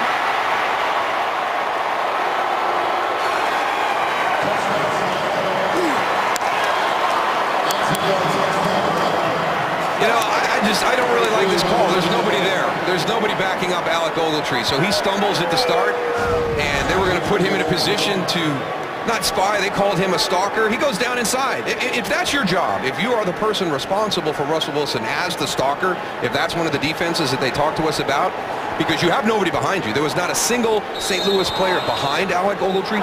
How can you look inside? We talked about how elusive Russell Wilson is. You saw it right there. Wilson's third rushing touchdown of the season. Hauschka the extra point. It's now a one-score game. Seattle pulls to within 8. This game is sponsored by Verizon. More live games than ever before with NFL Mobile. Rams lead the Seahawks 21-13 as Russell Wilson runs it in from 19 yards out. Yeah, absolutely, that key play. Look at that, the 19-yard catch by Doug Baldwin on that 3rd and 17. We've talked about how much Seattle prefers to stay on schedule, and 3rd and 17 isn't on schedule for anybody. And they find a way to convert that and keep that drive alive. Cunningham on the return.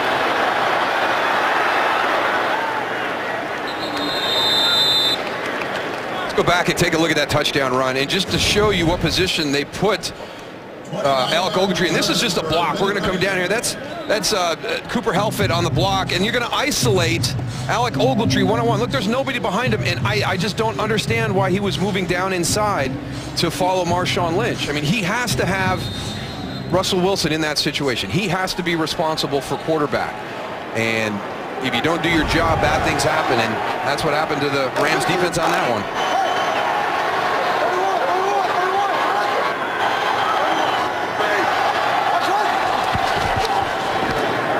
Davis on first down Out to the 26-yard line. It's the first catch today by a Rams tight end who have been such a big part of their offense so far this season. Yeah, but when you go back and you watch Seattle when they have struggled with San Diego and Dallas, and we'd like to welcome the viewers who are watching the Green Bay Carolina game to the St. Louis Rams and Seattle Seahawks. St. Louis leading 21-13. It was the running backs that were really instrumental in creating issues for Seattle's defense.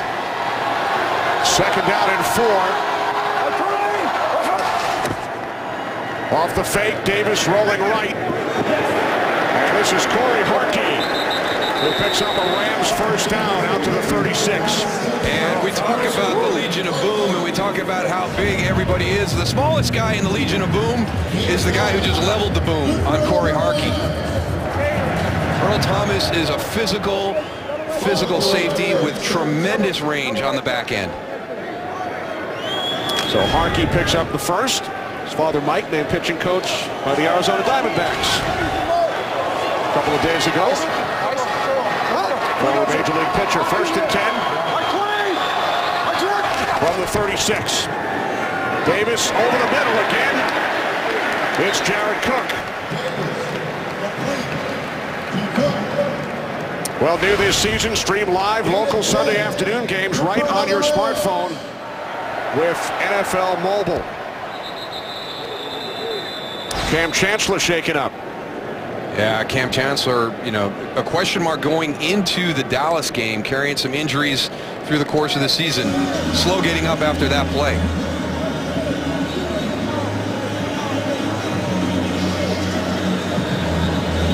So Chancellor will head to the sidelines. That was his, you know, Earl Thomas, you know, he spoke tremendous respect for Cam Chancellor, as big and as physical as he is, you know, down in the box, but not just his style of play, his physical style of play, but also coordinating everything in that front and making sure that the front end and the back end are on the same page, and the communication is so important between Earl Thomas and Cam Chancellor to get this defense set. Chancellor replaced by number 23, Jerron Johnson.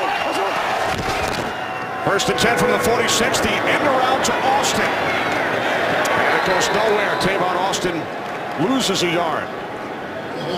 Malcolm Smith does his job there. I mean, his job is contained in what's coming from the wide side of the field. He doesn't get caught down inside. He's able to soft play that and get outside. And again, here's Richard Sherman. You know, we hear about him and, you know, his ability to shut down the wide receiver to his side of the field. But again, there's another example of how physical he is in the run game.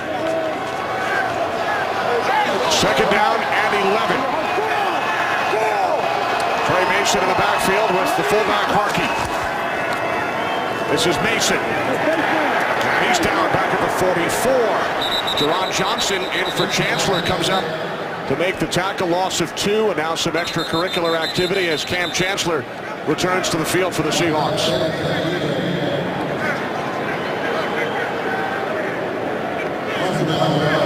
So Chancellor sat out a couple of plays back in the game.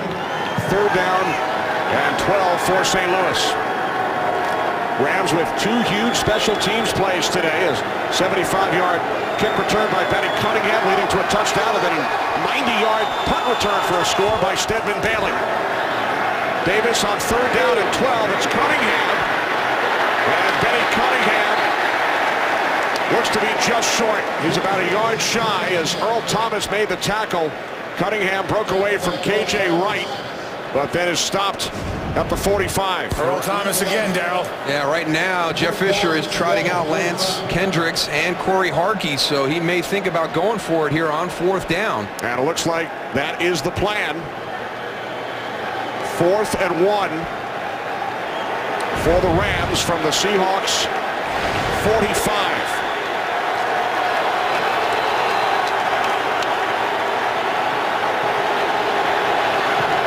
Play clock is down to 2.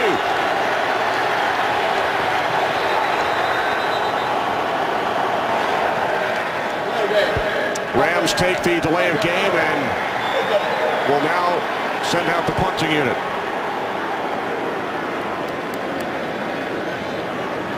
Jeff Fisher upset with the official to his side at the end of that.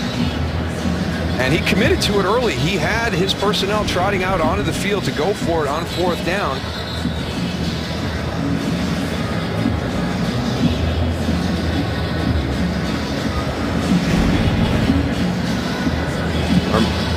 Went for the long field goal at the end of the first half, and Greg Zuerlein pushed it to the right, and Seattle was able to take that down the field for points. So, situation right there. If you get stuff there, momentum goes directly back to the Seattle Seahawks again. 3rd quarter comes to an end.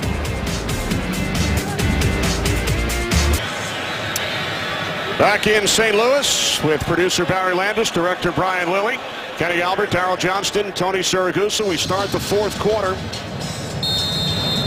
Rams with a couple of huge returns. One for a touchdown, and the other set up a touchdown. Hecker punting from his 40. And a fair catch at the 8-yard line made by Walters. Here comes the Seahawks offense, down by 8. Today's game on Fox is sponsored by Domino's. Oh, yes, we did. By DirecTV. If you call yourself a sports fan, you gotta get DirecTV. And by Bud Light, who reminds fans to stay in the game and drink responsibly. Welcome back, early 4th quarter. Austin Davis, nearly perfect, 13 of 14 for only 77 yards. Wilson over 200 with a rushing touchdown. Worst starting field position of the day for the Seahawks. This is Turbin, who takes it out to the 15-yard line. Gain of 7. A nice adjustment by Robert Turbin on that play, designed to go to the right. Everything got bottled up there, able to jump that out to the left side, get some positive yards. Seahawks went 82 yards, their longest drive of the season, on their last possession. Trail by 8, 2nd down and 3. Lynch and Turbin in the backfield.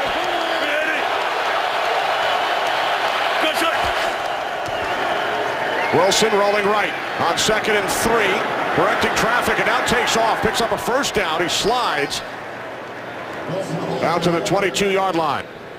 Well, this defensive line did a great job in the first half of going and containing Russell Wilson, but they're taking inside routes, letting him get out on the perimeter. This is where he's the most effective, when he's outside of the box. And you can see it right here. He's making 1st downs. He's completing passes on the outside. This is not what they want to have. He's rushed for 38 yards in the 2nd half, only 1 carry, 5 in the 1st.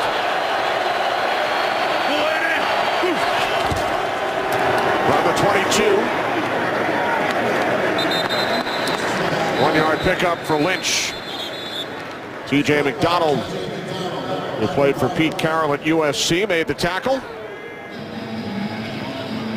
Seattle Seahawks suffering a rare home loss last Sunday to the Dallas Cowboys, 30-23. Not lost back-to-back games since week 7 and 8 back in 2012. They trail this one by 8. Split backs. 2nd down and 9 as Wilson hands it off to Lynch, and he's bottled up. No gain on the play as McDonald comes up from a strong safety position to make the tackle. That's a nice job getting Marshawn Lynch to the ground. TJ McDonald, the safety, finding his way through there. A lot to ask of Robert Turbin today because of the injuries. Derek Coleman, the fullback, Luke Wilson, the tight end. You've got one of your running backs that's become a lead back. That is a real hard adjustment for somebody who's used to carrying the ball to all of a sudden now be asked to be not just kind of a guy who grabs people's attention, but an actual lead blocker for Marshawn Lynch. And for Lynch today, 10 carries of 2 or fewer yards. 3rd down and 9. Wilson moving to his left. Can't find anyone. He takes off, picks up a 1st down and more. Russell Wilson inside the 30. Finally tackled by Janoris Jenkins at the Rams' 25-yard line as Wilson runs for 52. One more time, soft edge on this defense. Keep an eye on Alec Ogletree. He's going to disappear from screen, but he's going to come right back in. I want you to see, he's right there. Why is he moving to the inside with Russell Wilson beyond the line of scrimmage? He gives him the sideline. That's his second drop in outside contain. Last drive for a touchdown, this one for a huge run. 52 yards, longest of Wilson's career. His previous long run was 29. Play clock at 2, and the Seahawks use a timeout.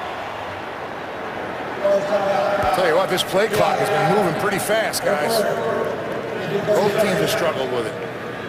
So Russell Wilson, who rushed for only 5 yards on 1 carry in the first half, now at 95 yards. Remember, he set a franchise record 2 weeks ago in Washington when he ran for 122. You know, the big thing right now we're seeing, and Tony pointed this out, is these plays designed to get Russell Wilson out on the edge with decisions to make, but there's still a defender on the field whose responsibility in Greg Williams' scheme is to have contain, who's assigned to not allow him. If he's on the edge, you should have somebody whose specific responsibility is to make sure if he pulls that ball down, I'm responsible for tackling him. Alec Ogletree obviously on the touchdown, but on that one, when he was on the outside, I have no idea why he started to slide to the inside. They did such a nice job in the first half of containing Russell Wilson in the pocket with that cage rush, but here in the second half, they have allowed him to break contain on numerous occasions. And that 52-yard run came in another 3rd and long, a 3rd down and 9.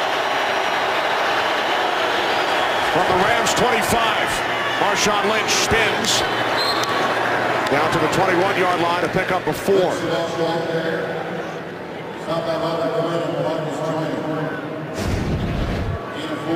This is the other option you have to defend. You've got Russell Wilson on the edge. You've got Marshawn Lynch pounding it between the tackles.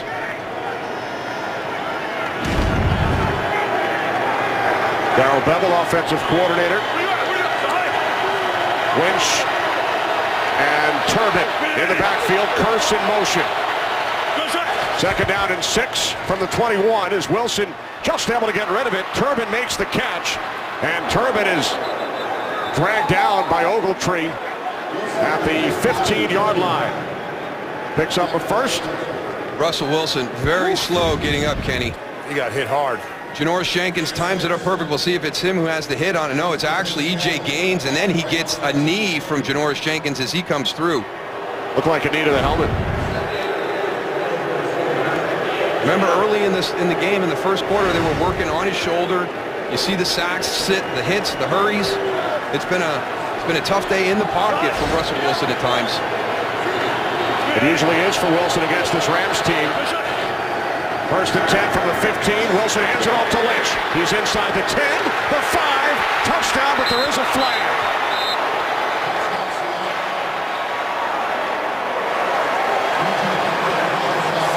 I mean, the offense telegraphed exactly what they were doing, and the defense did not respond on that play. Holy. Offense number 78. 10-yard penalty. 1st down.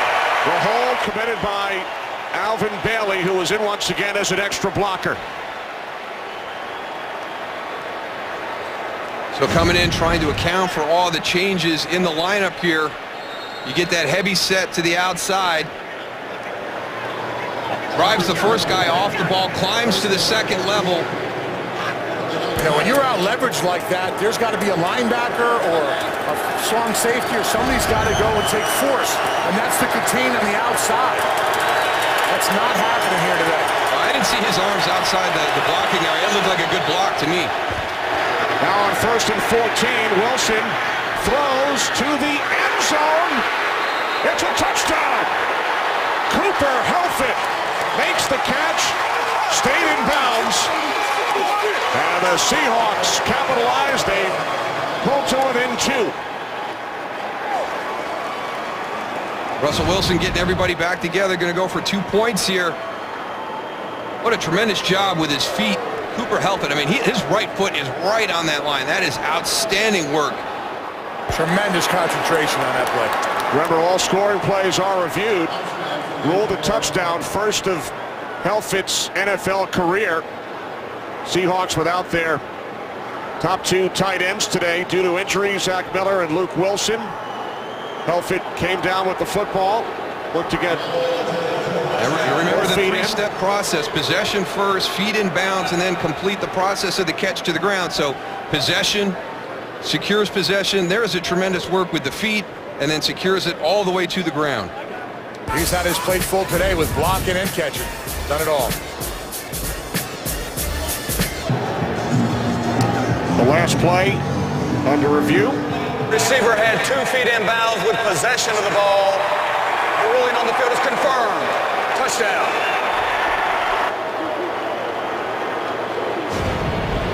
Here's your best shot here. The big piece that was trying to get clarity on it were the feet. You can obviously see the possession because the ball's up, but it was the feet with that blue end zone and the black shoes. There's your best shot to confirm that touchdown. And now the Seahawks, down by 2, will go for 2. For the first time this season, Seahawks have not converted in the last 54 games. If you have Russell Wilson as an assignment on this play, I suggest you stay with him. Absolutely.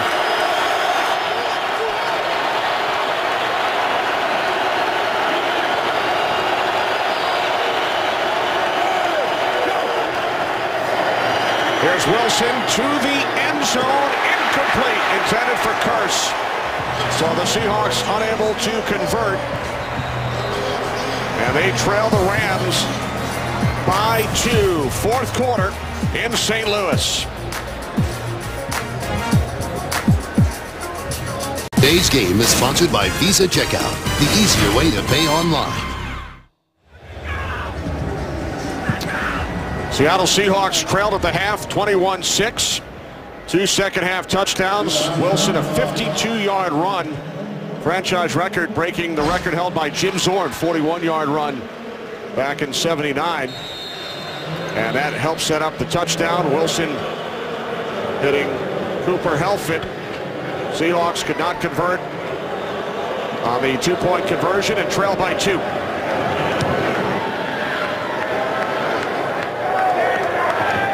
Cunningham takes a knee. Rams will start at the 20. Well, it's time to take the reins off of Austin Davis right now. I think that you're a little bit leery of his decision making and his performance against the 49ers. Some throws, some decisions that maybe you weren't happy with. You see 13 of 14 right there, but 77 yards. I know they want to attack the underneath zones, but at some point you got to make a play. And right now, this drive is so important for the St. Louis Rams right now, because you can't even flip field position, because the Seattle Seahawks have just gone 82 yards for a touchdown and 91 yards for a touchdown. So your defense has been out there. Seattle's offense has been more effective, and this offense has to get points right here. Longest completion for Davis today, just 14 yards. Off the play fake on first down. Brian Quick out to the 38, so that becomes the longest completion for the Rams today, 19 yards. Yeah, and that's the area that they want to attack. They talked about the spot drops in the zone coverage by Seattle to the hash and to the numbers. Well, that ball is thrown right in between to Brian Quick, and you can see Marcus Burley converging from the numbers, and you can see Malcolm Smith coming in from the hash.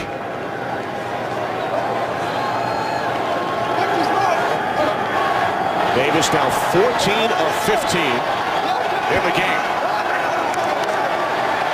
We approach 9 minutes remaining. Rams lead by 2. From the 39 on first down, Davis under pressure, moves to his left, now throws, and the catch is made for another first down in Seattle territory. First reception today for the tight end, Lance Kendricks. Nice job by Austin Davis of moving to the outside, keeping his eyes downfield to find the receiver. I don't think he was going to run it there, Darryl, but he looked good with the movement in the backfield.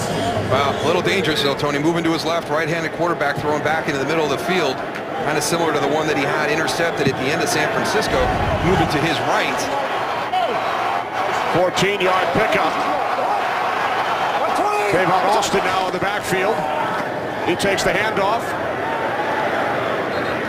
Austin down to the 44 for a gain of 4. Time for a game break to Los Angeles. Kurt.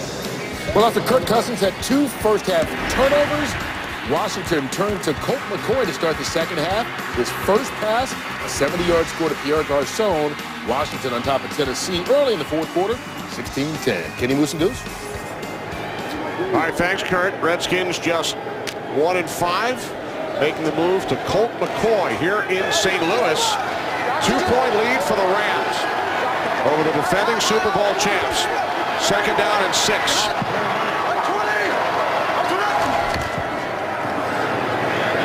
Davis moving to his right after the pressure from Bennett. Now he throws, and it's Kendricks who was unable to make the catch in bounds. Well, credit the Seattle secondary right there, because Austin Davis does a tremendous job buying a ton of time. And this Seahawks secondary just plastered their coverage. There was really nowhere for Austin Davis to go. This is excellent. Only the second incompletion thrown by Davis.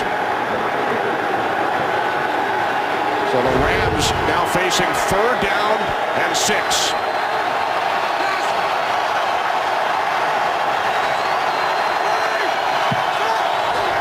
Rams must get to the 38 for a 1st down. And it's Chris Gibbons who makes the catch. 30-yard completion. Gibbons, who was deactivated the last 2 weeks, and that is not good news. Greg Robinson, the rookie left guard, is down. Gibbons coming from the inside, pushing up and then breaking away.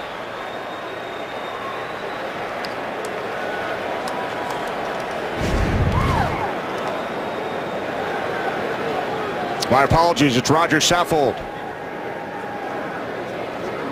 Rams medical staff working on the right guard. Roger Saffold injured on the last play. He's replaced by the 2-time Pro Bowler Davin Joseph. Now working inside, Michael Bennett gets underneath him, and I think he actually hurt that before he even goes to the ground, trying to regain his leverage and footing. Huge catch by Gibbons, longest play of the day for the Rams on offense, 30 yards, and now is Mason.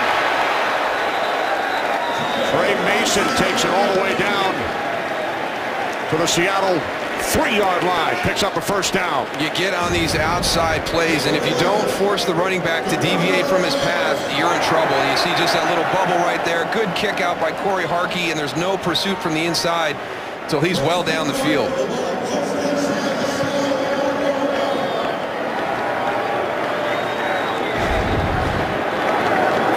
Goal for the Rams from the Seattle 3. And we talked about the importance of this drive at the start, and St. Louis has done a nice job. Now Pete Carroll not happy. Rams had 12 men in the huddle, and now, following the confusion, they are forced to call a timeout. Pete wondering why no flag. So with 6:23 remaining in the 4th, the Rams with a 2-point lead, 1st and goal from the Seattle 3. The big play, the 30-yard completion. And you talked at the beginning of this drive, Darrell, about Davis opening things up. He hit quick for 19, then a 14-yard completion, followed by a 30-yarder to Gibbons. So prior to this drive, 14 yards was his longest completion today. 3 completions of at least 14 on this possession. Yeah, and it's just balancing that. It's a learning curve for Austin Davis right now, and making good decisions and checking it down. But when it's there, you got to take a shot, and he's really done well with his decisions on this drive. 1st and goal. The handoff to Mason. He slips. No gain on the play, so it will be 2nd and goal as the clock winds down towards 6 minutes. Good job by the Seattle front right there. We talked about forcing the running back to change his path, and Brandon Mebane getting penetration on that left side forces Trey Mason to cut back. He didn't allow him to get to the outside or stay on that original path.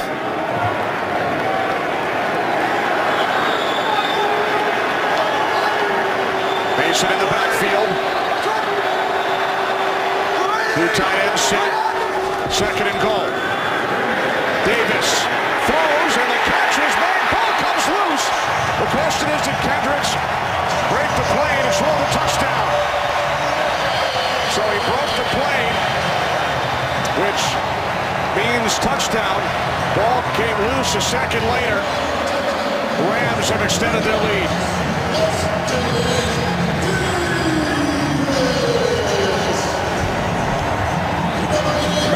has to do is the nose breaks the front of that plane. There it is, right there. Touchdown. It is different in the end zone than the rest of the field as far as completing the catch. With regard to a touchdown, once you cross the plane, that's it. You don't have to be touchdown in the field. If he was out in the open field and did that same play, that would be ruled a fumble. Right. And of course, all scoring plays are reviewed. Brad Allen has received word that it was a good call of touchdown. The extra point is alive. So Davis hitting Kendricks. Rams extend to a 9-point lead. Back in St. Louis, Rams have extended to a 9-point lead. Lance Kendricks with the touchdown. 5:36 remaining. Defending champs in danger of losing their second straight. Russell Wilson and the Seahawks. Offense down by 9. 5:36 remaining here in St. Louis. Rams with a 9-point lead. Seahawks with back-to-back drives of 82 and 91 yards, both resulting in touchdowns. But they need 2 scores.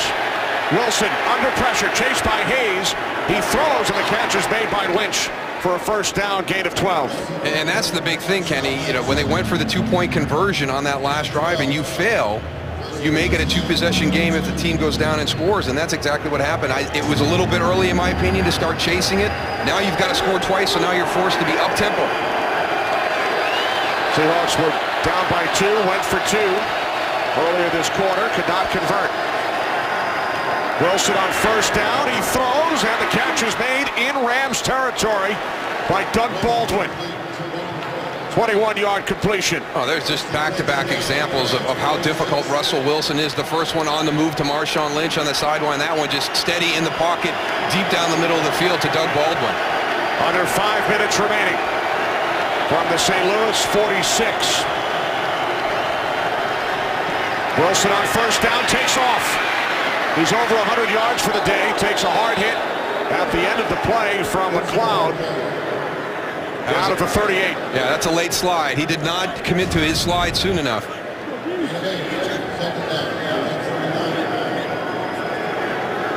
I like the no call by the officials in that situation.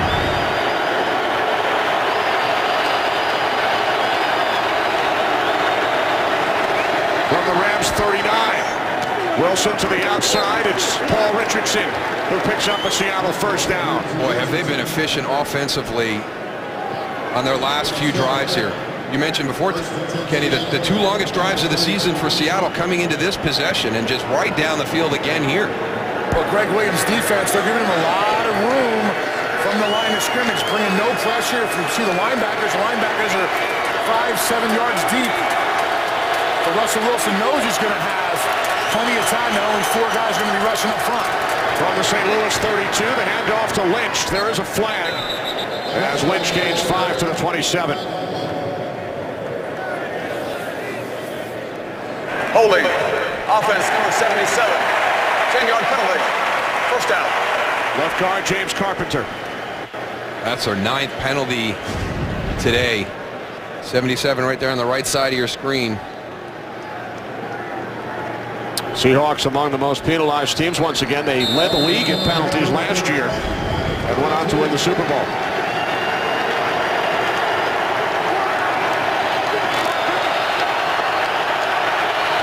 First down and 20 from the St. Louis 42. Empty backfield. Wilson moving to his right, directing traffic, and takes another hit. At the end of the play, this time it's LaMarcus Joyner. Yeah, and this was played very well by LaMarcus Joyner because he's in a tough spot. Number 20 right here. He's got to stay in coverage to watch this play develop, and then he's got to drop and come up and make the hit on Russell Wilson. Wilson now with 106 yards on the ground. including a 52-yard run, franchise record for a quarterback. Ran for 122 against Washington 2 weeks ago. There he goes, bringing a little pressure, it looks like. And the slant is caught by Kearse. Jermaine Kearse inside the 10, down to the 9-yard line. A 29-yard pass play. Coming out of the slot at the top. There goes their blitz, Tony. Right into the open lane. You've got to drop coverage down. It's the one risky run. I think in that situation, not only the fact you're going to be in man-to-man coverage, but you've got a quarterback who's rushed for over 100 yards, and you've got your back turned to him. And now he's thrown for over 300. First and goal from the 9. Wilson looking. Still looking. Can't find anyone, and then throws it away.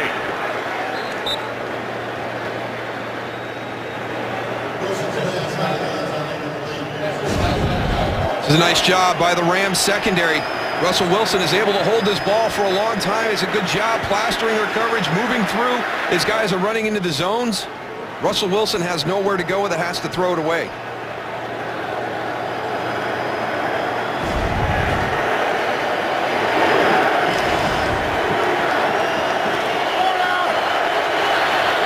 Second and goal from the Rams 9.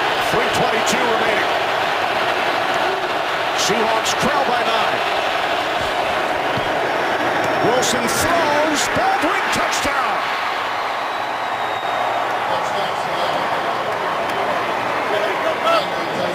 Russell Wilson is just taking total control of this game.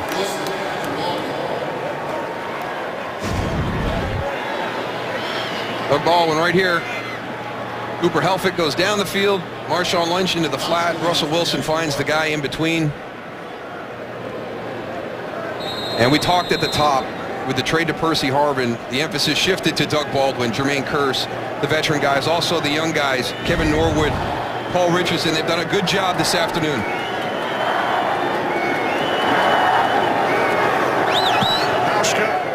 The extra point. The Rams lead, cut to 2. The Seahawks with touchdowns on each of their last 3 possessions, 2 days after the trade of Percy Harvin to the New York Jets. Began his career in Minnesota, 4 seasons with the Vikings. Then it was on to Seattle, played in only 1 game during the regular season last year, but had the huge kick return to start the second half of the Super Bowl.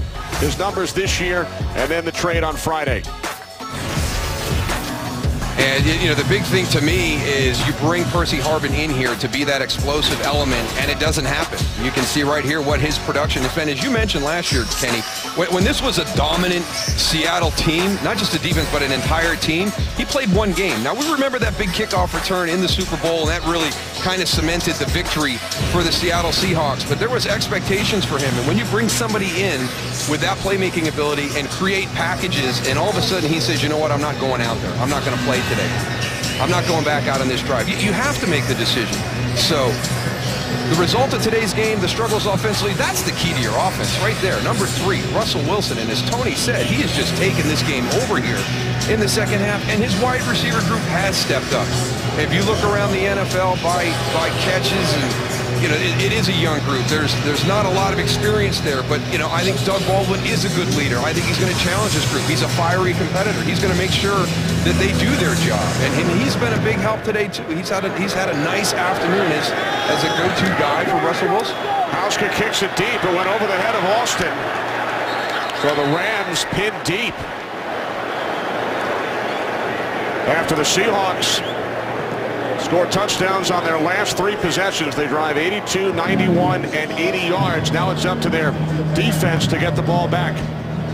We've challenged this team, and we've talked about finishing. Jeff Fisher emphasized that point at practice all week. At halftime, and now they've got their opportunity. It was a great drive last time out. And the big thing here is you've got to play to close this out. You can't let Russell Wilson get back on the field. He's been too efficient this second half for the Seattle Seahawks. Austin Davis told us Friday we have to finish games, play 60 minutes. From the 11-yard line. Smothered back at the 9, Benny Cunningham. And that is the concern here. You cannot be ultra conservative in this situation. Seahawks use a timeout. Their second. Week 7 p.m. St. Louis Rams, who had leads of 21-0 over Dallas, 14-0 over San Francisco over the course of their last 3 games. Took a 14-3 lead today, led 21-6 at the half. But the Seahawks, showing great resiliency, have come back. They've scored touchdowns on their last 3 drives. And now with 3:09 remaining, 2nd and 12 for the Rams. Seattle with 1 timeout remaining. Off the fake, Davis rolling right. Can't find anyone. He spins it out. Shovel pass is caught. And take it up to the 18-yard line. Woo, was that dangerous? You know what, dangerous, Tony, but this is a heck of a play in my opinion. Great move right there. It's clean, it's safe, right? You know, you don't want to do that shovel pass. You got people in between. Good vision to where Jared Cook is at. If he doesn't do that, now you're in 3rd and long. And you are in big trouble. So, hey, yeah, a little bit risky, a little bit dangerous, but I think Austin Davis, clear vision to Jared Cook. Go ahead, make that little flick out there. Give yourself an opportunity to convert here on 3rd down because it was defended well by the Seattle defense. And now the Seahawks use their final timeout with 2:59 remaining. Special teams, big story for the Rams today. 90-yard punt return on a great play set up by Jeff Fisher and his special teams coach, John Fossil. Earlier, Cunningham with a 75-yard kickoff return, which set up the first Rams touchdown. And the Seahawks battling back from a 21-3 deficit following the Bailey touchdown. 3rd down and 3. 2:59 remaining. Seahawks out of timeouts. Davis throws. Sherman on the coverage. No flags. Austin, the intended receiver. So Richard Sherman makes a big play, and now the Rams will punt it away. And how big was that play to the Seattle Seahawks? Richard Sherman on the right side, so he's going to go lock down Tavon Austin in that situation. Very physical with his coverage.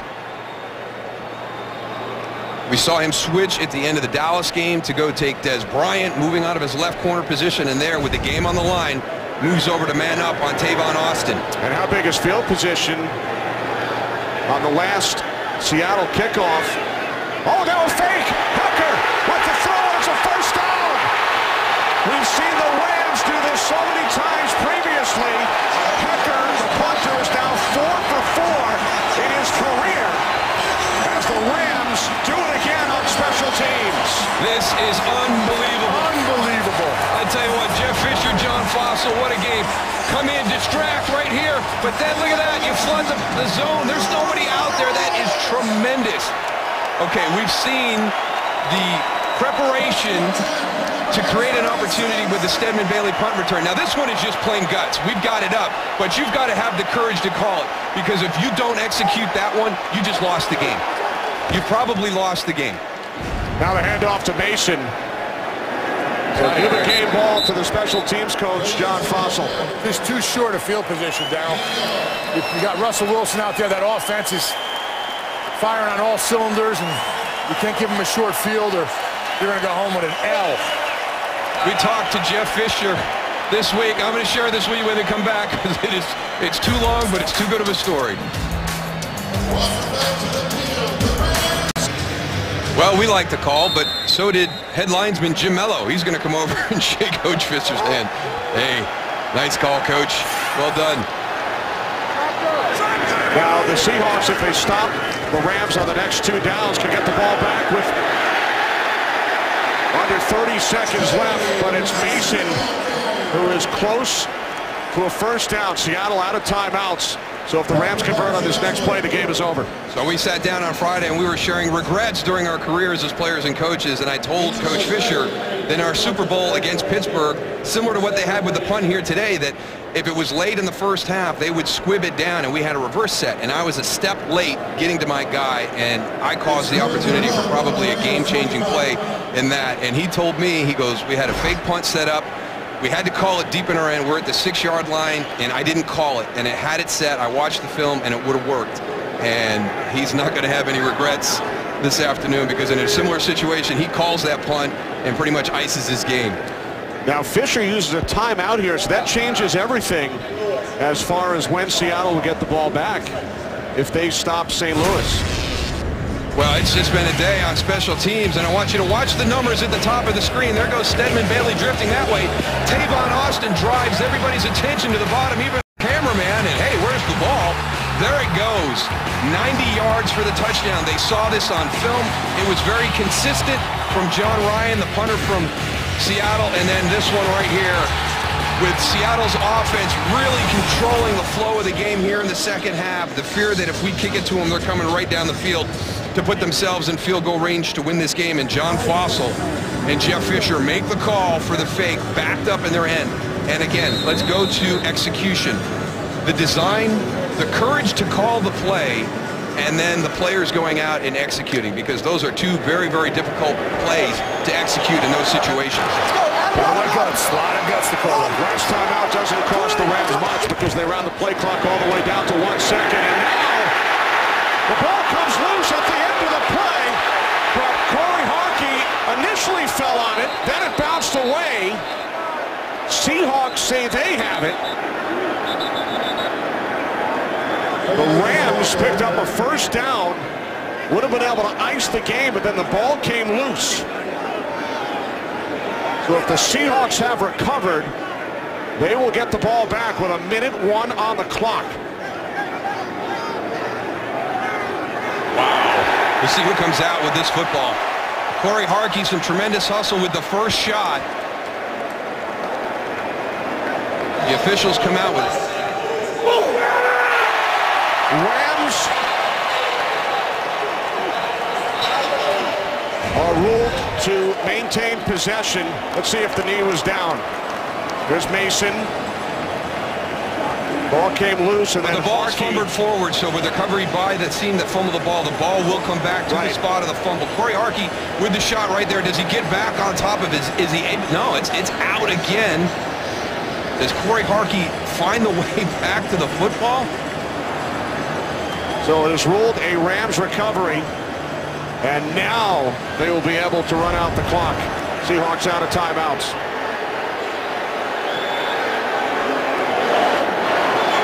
Now Pete Carroll running down the field. He's run out onto the field. Rams come out to celebrate. Carroll wants an explanation.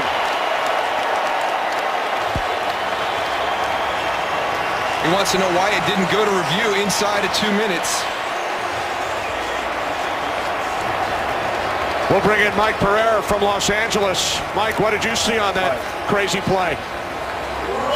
Well, here's what Pete Carroll is upset about, that they didn't review that, because new category in replay, recovery of a fumble in the field of play.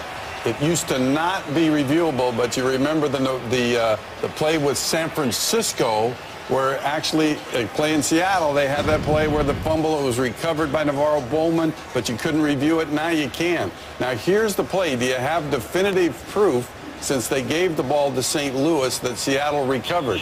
Certainly some question, but the replay official decided not to buzz down. I would have on this critical play. Right, Mike, and this is the shot you take a look at here. Take a look at this shot now. Does Seattle actually get the ball at one point? Can you consider it a clear recovery? And here's where you're going to see it here. Possibility?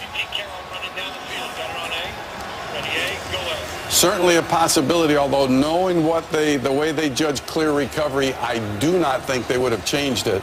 But I do think they should have reviewed it. Thanks, Mike. Mike referring to the play in the NFC Championship game. They changed the rule as far as replay during the offseason, so the Rams hang on, defeat the Seahawks 28-26, second straight loss for Seattle. Crazy ending here in St. Louis as we head to Los Angeles. Kurt, take it away.